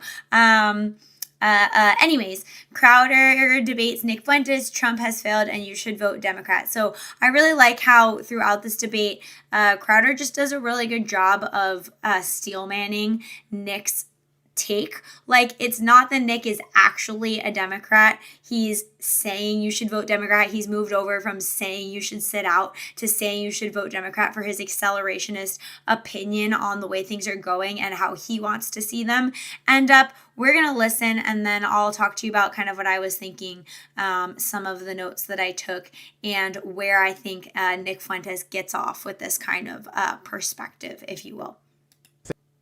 I do think it should be an ad hoc basis, just like we have with other nations, if there's something that's worthwhile. So this is like the last 10 minutes or so. If I remember correctly, before I stopped listening, Crowder was kind of talking about like what would be the purity test for Nick to vote for someone, because Nick was saying like the Iran war is like a no-go. Like if you're for the Iran war, even if you're against AIPAC, even if you're against foreign influence in our government, even if you're pro dealing with the immigration crisis and all that, it still would be a no-go. That's like a major issue for him. So I will pick up kind of where that left off. To us, we go, okay, we'll pay you. You know, it's a contractor versus actually having an employee, to use the analogy. But if you believe that we did that, you think the JCPOA would work? Because I definitely think that was a disaster. I think it didn't work, and I actually do think that blockading their entire oil export machine, their Navy being... Before this, Nick also basically said, like, if somebody isn't like pro-Israel, like they're not for the Iran war on behalf of Israel and they just think it's in the United States geopolitical goals, he basically said, like, I don't think they accurately understand the situation. Anything we do for against Iran is benefiting Israel. Ergo, Israel is going to take over the region and take over the world. Like, obviously, I'm like jumping ahead a little bit there, but like, yeah, exactly. Nick thinks Greater Israel will be the end of the world, literally. Yeah, exactly. That's what I was trying to say. Destroyed. It's a big piece of leverage to get Iran to at least come to the table when they never were. I still don't think the JCPOA would be something that could be tenable. Why not? I mean, what about it was a disaster? Primarily that you're dealing with Iran. They lie as easily as they lie as easily as they breathe, and it's because of an ideology regardless of Israel. But yeah, that's also true about their ideology too, and I want to get more into that. I actually have been trying to make my way through a David Wood like hour-long video on kind of like a deep dive into Islam and like what Christians should know about it. And eventually, I'd like to do more content like that. Maybe the next stream I'll pull up something like that. But to think that Christians don't have more in common with Jews and more value in common than with Muslims, and like given the history of how Muslims behave and their conquerings and all of that, like I think that's important for him to say, like, no, I don't think this would have worked out with Iran. To go back to the point of view, would you vote for someone who goes, could someone, for example, when we're talking about 2028, and this goes back to that, could someone line up with you on every single other thing, but have supported the military action in Iran and get your vote? Absolutely not. Like, that's crazy. What do you mean? Absolutely Even not, if they support because, defunding Israel, doing away with AIPAC, closing up the border, complete deportation, shutting down H-1Bs, would you vote for He's like, no. like a democratic socialist like Bernie Sanders, but he's against the war in Iran, and he talks a lot about global Jewry? Or would you vote for the person who is America first, to the right on all issues, including immigration, including labor, including tariffs, including social issues, but he supported the war in Iran, and as far as he goes, there's no more funding for Israel? Who would you vote for? That's a pretty extreme hypothetical. It is an extreme hypothetical. But what matters to you more? I don't know. But okay. What I would say, I That's don't a fair know answer. that here's the thing. I can't support somebody that supported the war in Iran because... Okay. And here's the big picture about it. What is actually the end game here? You can't say, well, if Israel doesn't exist, Israel does exist. That's not a fair answer. That's wild. Also, during this,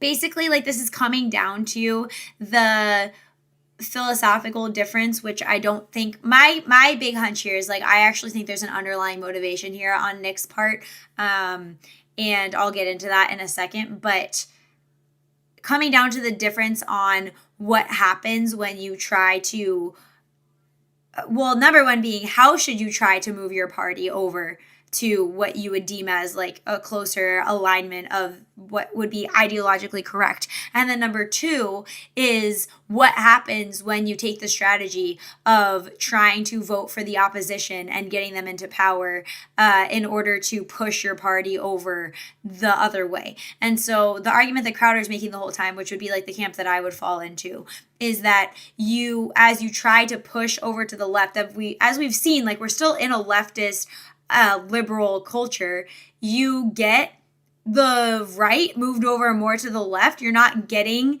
this like sling back effect. And if you do get a crazy effect of getting like Nazi like behavior on the other side, I'm going to get into that in a second, but that is not a desired outcome and comes with like grave moral horrors. Okay. So basically the back and forth here is like Crowder saying, hey, if you keep trying to pull the culture left, thinking that you're going to move the righties more to take more direct action on the corrupt judges and the immigration issues and banning H-1Bs altogether and all of that, you're actually going to end up with like more of McCain type Republicans. You're going to end up with more of like this centrist, feel-good, electable type righties at best. So basically it's a debate about that. And Nick's saying, no, you're going to get some uprising of people. He won't name who it is he even has in mind. But that if you push to the left to tell the right that you don't like what they're doing, that they're not acting enough, then you will end up with somebody else to come out of the woodwork and basically make a lane for them.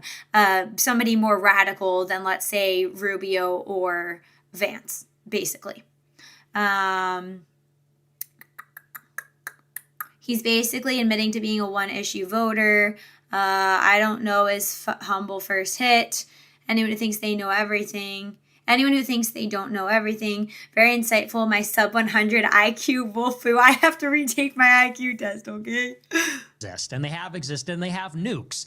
And that is the central, they have an undeclared nuclear arsenal, and that is really at the center of this. Does anybody really give a fuck that Israel has nukes? I mean, we should know about it, right? Like, they're our ally and all of that. But like, are you worried about that? I'm not worried about that. And again, Israel has a foreign policy they've engaged in for a very long time of destabilizing and destroying all their neighbors with the help of the United States, with the influence of the Israel lobby in the United States. And also, aren't like Saudi Arabia and the other countries also like on our side on this, like against Iran? So you can't say like, well, if Israel didn't exist and if this and if that. Israel's plan is to use the United States to topple Iran. Why? So that they are because God forbid we just have the same like overlapping interests contested in the region. They don't want any rivals. Why? So that they can dominate. This is like big picture geopolitics. This is the center of the world island. Okay, you have Europe, Asia, Africa. This is where all the world's resources are. All the commerce is going to go through that rimland area through the Middle East, the Red Sea, the Persian Gulf, and then overland through the Middle East. They're going to control all of that. They're going to have hegemony over that, over the Arabian Peninsula. That will make them something like a superpower. I know that sounds crazy to say. No, it doesn't sound crazy.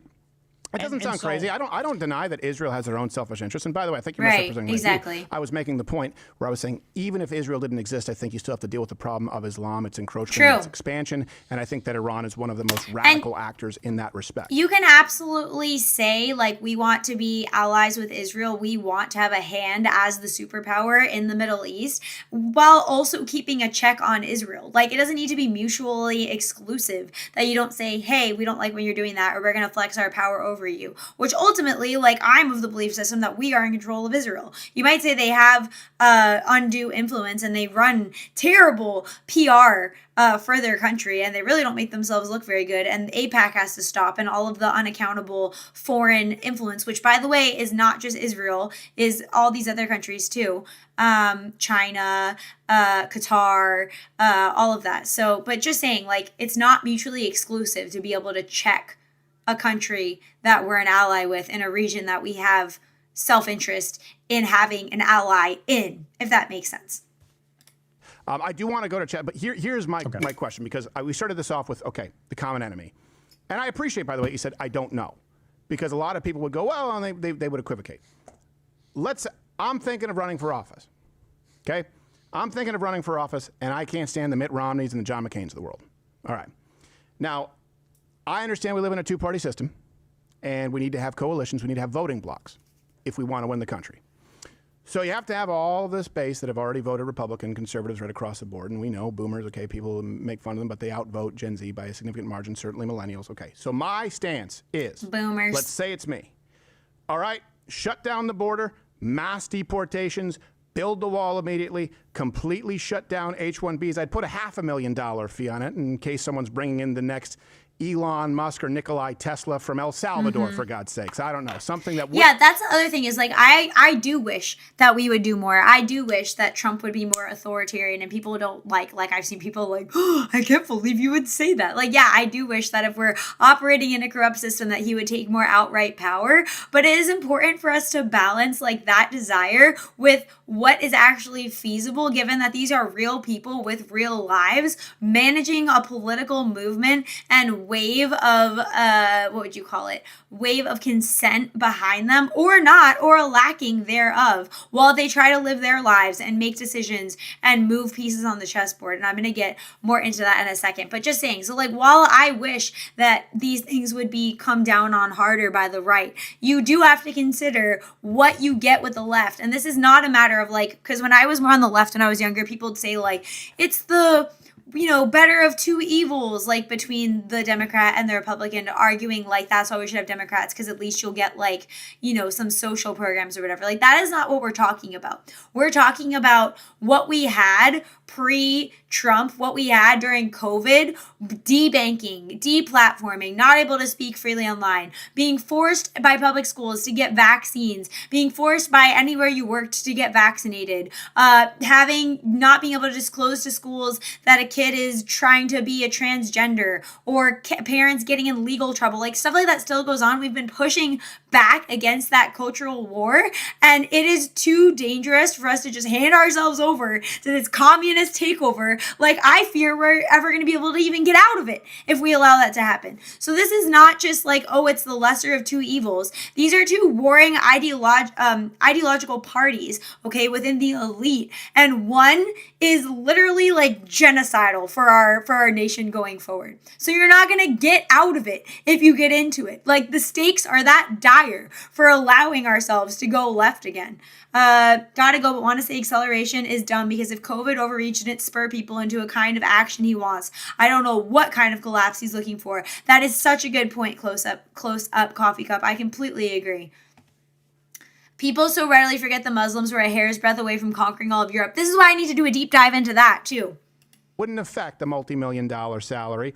Of course, we'd continue with the Supreme Court. I'd enable states to have more. Oh, that's the other thing I'll say. This is a little out of order, but by Nick wanting this accelerationist kind of movement, he said early in the interview, if it goes left, basically if things go to shit and go crazy, and whoever comes out of the woodwork on the right wing to save things doesn't actually come about, and it's just a left-wing tyrannical society, he'll just flee to another country where he won't be extradited. And I think that says like everything about this, of saying, like he was saying, like it wasn't that bad, that the left can't go that far. Like, say that to people who had their livelihoods compromised by not getting a vaccine, or couldn't send their kids to school because they didn't want to do that to them, or couldn't use their bank accounts because whatever, it related to how they were speaking out online, or smaller content creators that got shut out of their way of making money during COVID, or people who watched their relatives die, through windows because they couldn't be with them when the tyranny took over and said the whole fucking virus, you couldn't go into the hospitals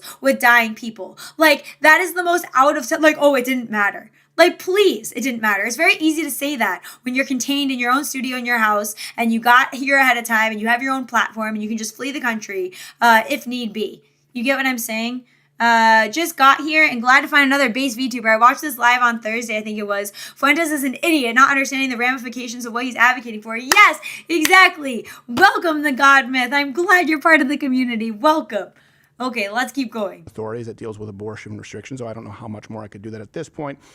Tariffs on certainly industries that are taking advantage of us so that they are reciprocal. Not to mention all the crazy people that fucking came into the country, all of the crazy immigration onto the left. Like, you could say, oh, Trump isn't doing enough to, like, turn it around. Do we want it again? Do we want 20 million more people rushing in? Like, there is going to be no future for people who want to just grow up as Americans and get married and have kids and have a normal life and go to church and live their lives and die peacefully. Like, it's not going to be allowed to happen. Like, no, it doesn't matter if it's not even enough to reverse it. The fact is that we can't double it again. It's fucking insane. I would do my best to onshore jobs by basically going the opposite of directions like NAFTA. I'd punish companies that offshore them, incentivize them to onshore them. I'd have tax cuts across the board, but certainly middle-class families. No more foreign lobbying organizations, and no more blank check to Israel. And, of course, no more money to Ukraine. Yes. I would pull us from NATO until everyone meets their payments. But maybe I think that Iran is a threat. Could you vote for me? Well, you know, again, it's like, do you think Iran is a threat? That's a very realistic candidate. Yeah, it Could you is. vote for me? Well, okay. Could you be a but part of my coalition? Here's the problem. You go to war with Iran. What does that mean? You know, you say, well, we'll give them 3 months. It's like, how are we going to win this one? Gas prices are 5, 6. This will be so funny to watch if Trump can effectively pull out shortly.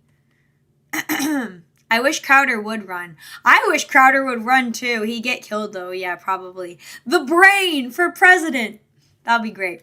$6 a gallon. Strait of Hormuz is closed. Israel is chomping at the bit for us to reignite the war and expand it. It's like, are we getting into another Iraq? Are we invading Iran? Are we nuking Iran? So funny if we end that short. I can say I do not want to hand things back over to the left. I have a 1-year-old and I'm already terrified of what they're trying to do to the school system here in Michigan. It's awful already. Yep, I'm a public school teacher and I do not recommend public school. Would not recommend. There are pockets of good things. There are good teachers. There are base people. There are good communities. On a whole, your chance of getting a shitty experience is very high. And the whole thing is very manufactured, highly structured, crushes creativity. Like, do not recommend.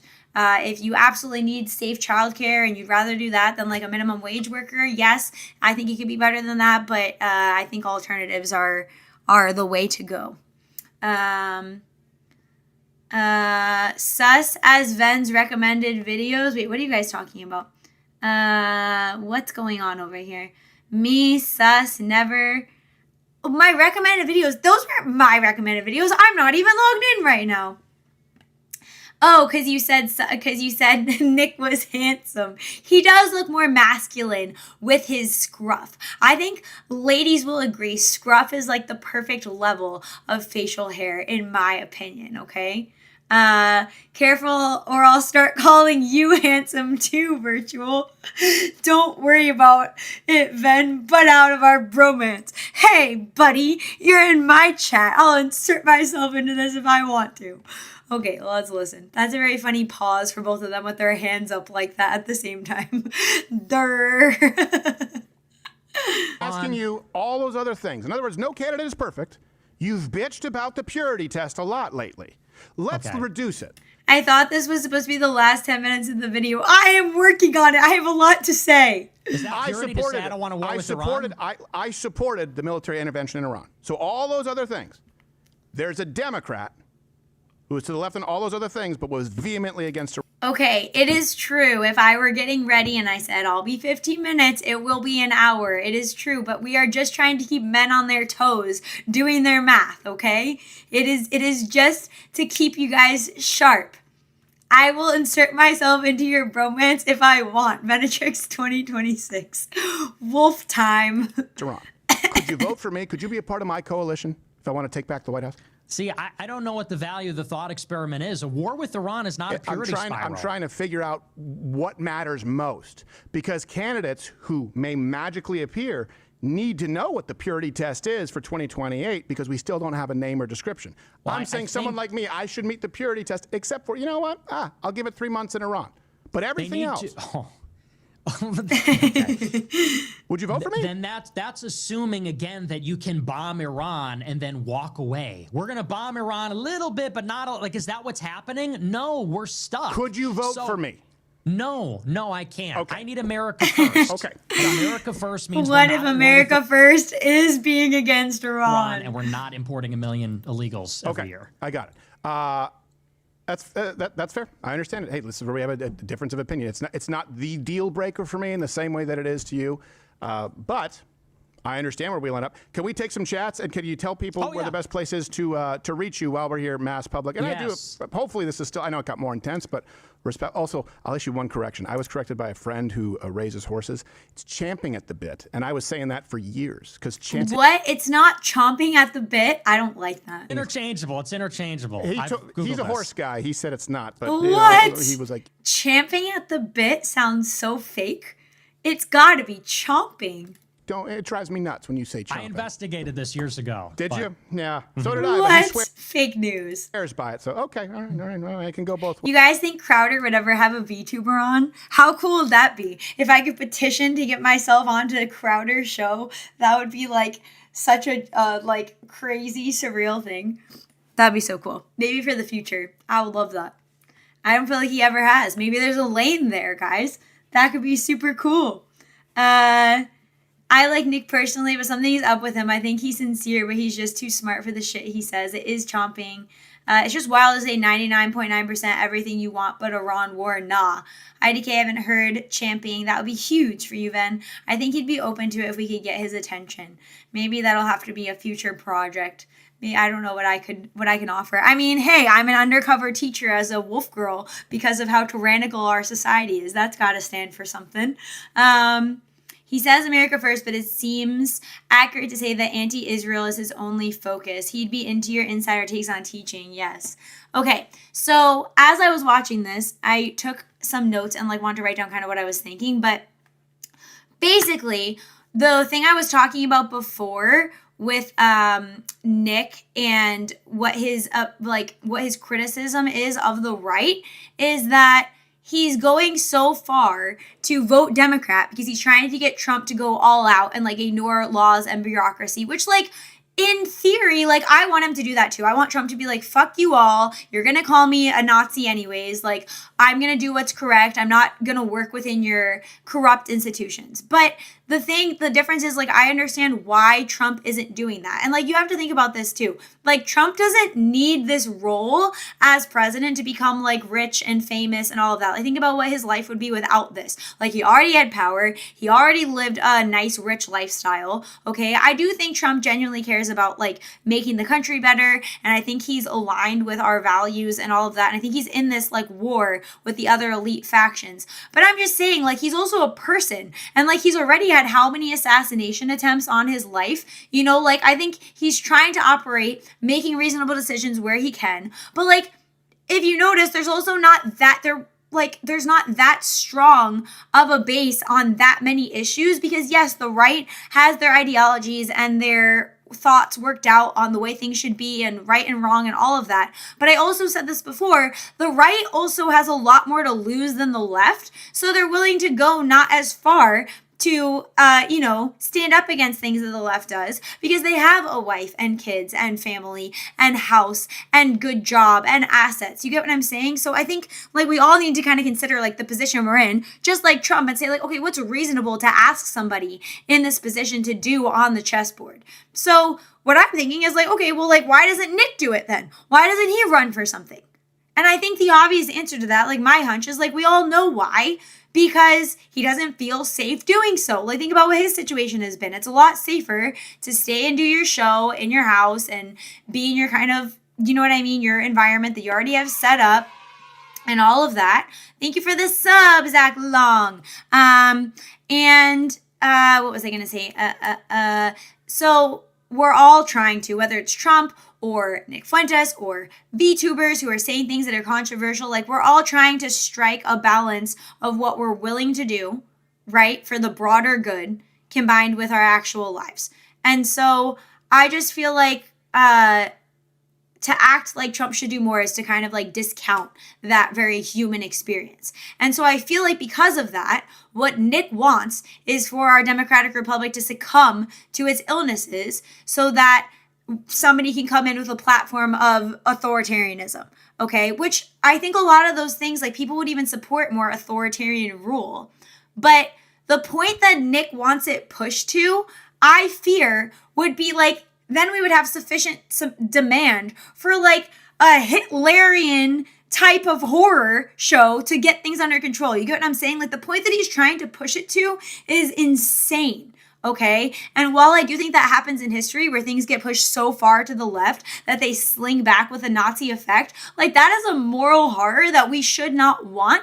And we should know from history that if we go that far and we get a Nazi pushback, the likes of which we had before, what are we going to get after that? We're going to get literal, like the liberalism we've had ever since, where anytime you try to say a right-wing take, you're called a fucking Nazi. Okay, so I think this is like a real serious miss. And here's the other thing. I think that not only being a hypocrite, I think that he has an underlying motivation, right? Like he started this when he was young. He's in the media. He has a following. He has power. He has influence within his community. He's young. What is he, like 26 only? I think that the real hidden agenda here is that I think that he wants to push things so far this direction, to the left, on a timeline because of his age and him wanting to be the leader that comes in authoritarianly to take over in a non-elected way. Like, my hunch, like, he's too smart to not know that about history, to talk about Hitler the way he talks about Hitler. Like, I don't think he's literally Hitler, but I think he has this idea of the way things work. And my hunch is that he's vying for, like, what his power option will be when he's 35, when he's 40. And moving things up to become much more extreme could potentially create a power vacuum for somebody like him to come in. Where, like, now if he tried to run for something, like, he wouldn't get support for that. You know what I'm saying? Oh, thank you for this maniac man. So that's what I think. And let me look at the rest of my notes here to make sure I hit all my points I wanted to tell you guys.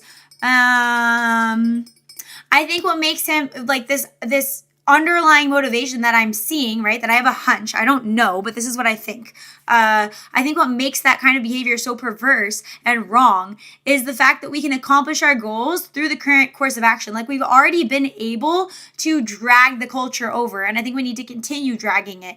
It just requires us to, like, keep owning the libs, keep watching the elections, keep doing the investigative work, like the Nick Shirley types, the Cam Higbee types, all of that. Bettering ourselves personally, having families, not getting the vaccine, all of that. So that when we say no to the future crazy shit that goes down, whether it's a vaccine or a lockdown or you can't do this against people who don't have the same sexual whatever inclinations as you, like, we actually have a community to turn to get together, okay?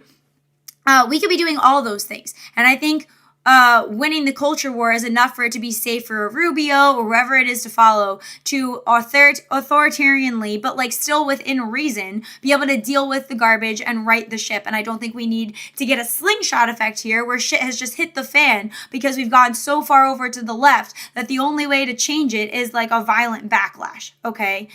So like I said, I don't know. This is my hunch. I think that if we get an accelerationist agenda through, even if they succeed getting into power, the demographic situation is going to be so crazy under the Dems. It's going to be so unrestrained. Like, it'll have become permanent. It almost already is permanent. So you get what I'm saying.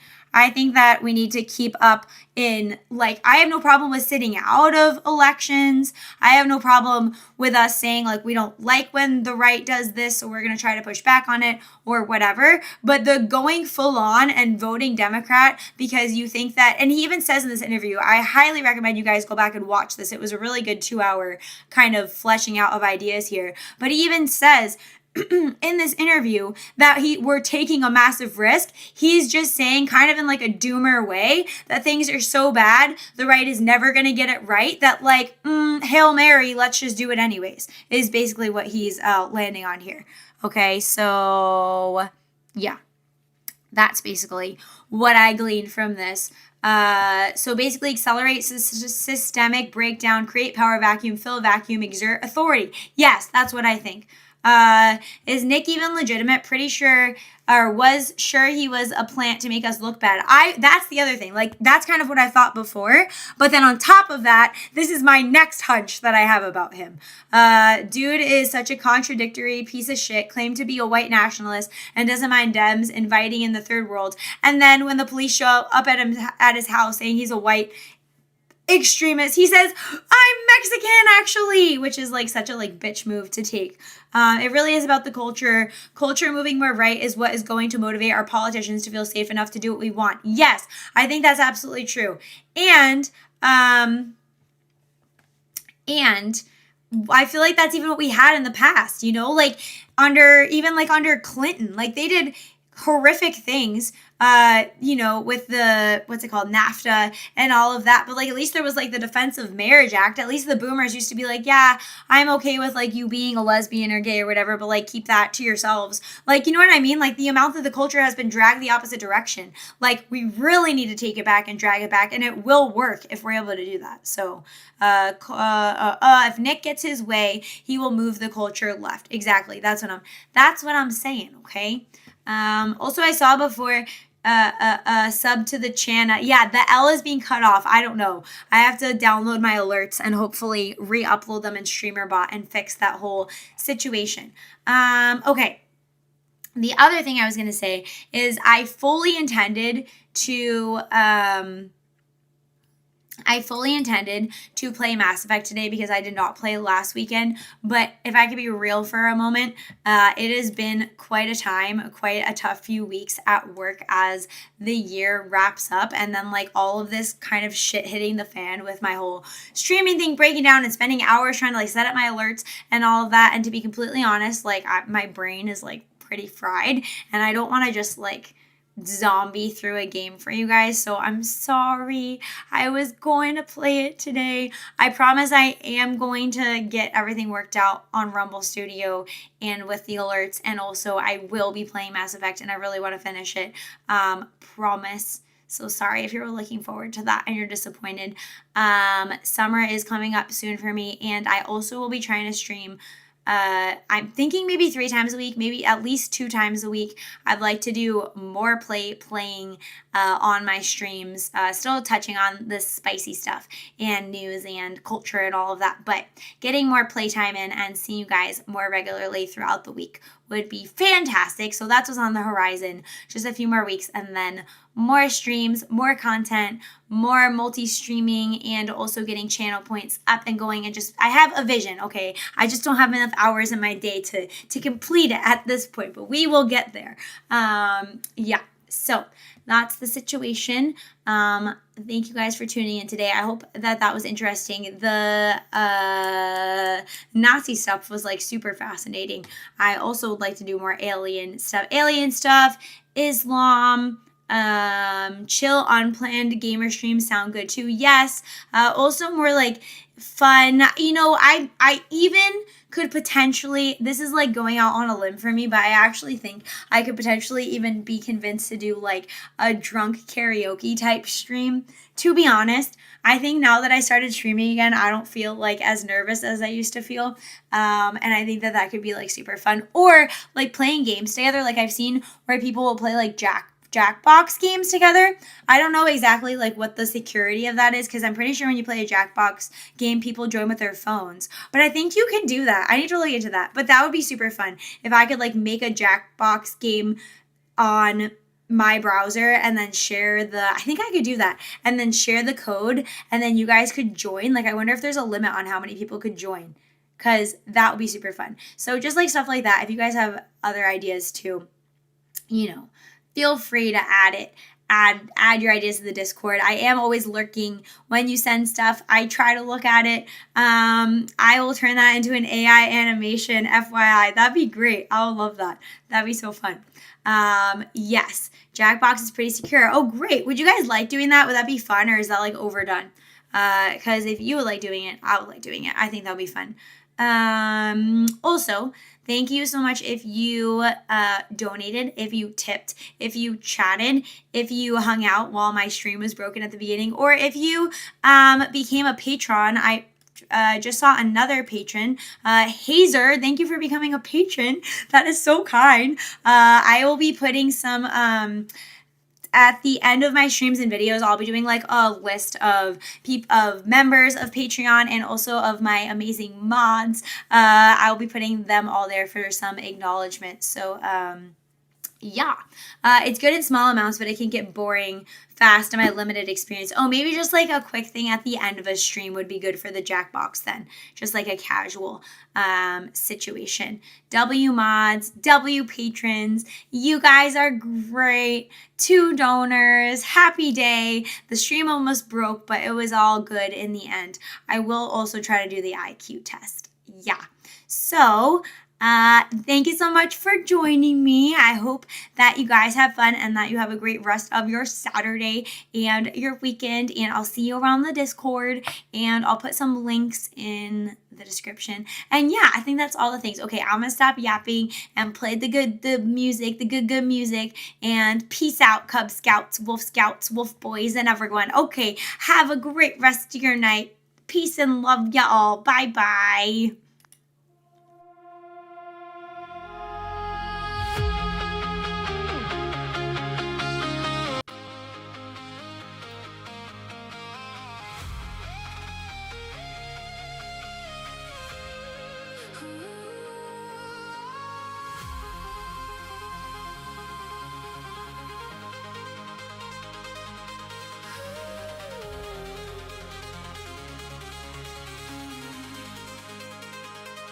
Every breath feels heavy when the truth is treated like a crime.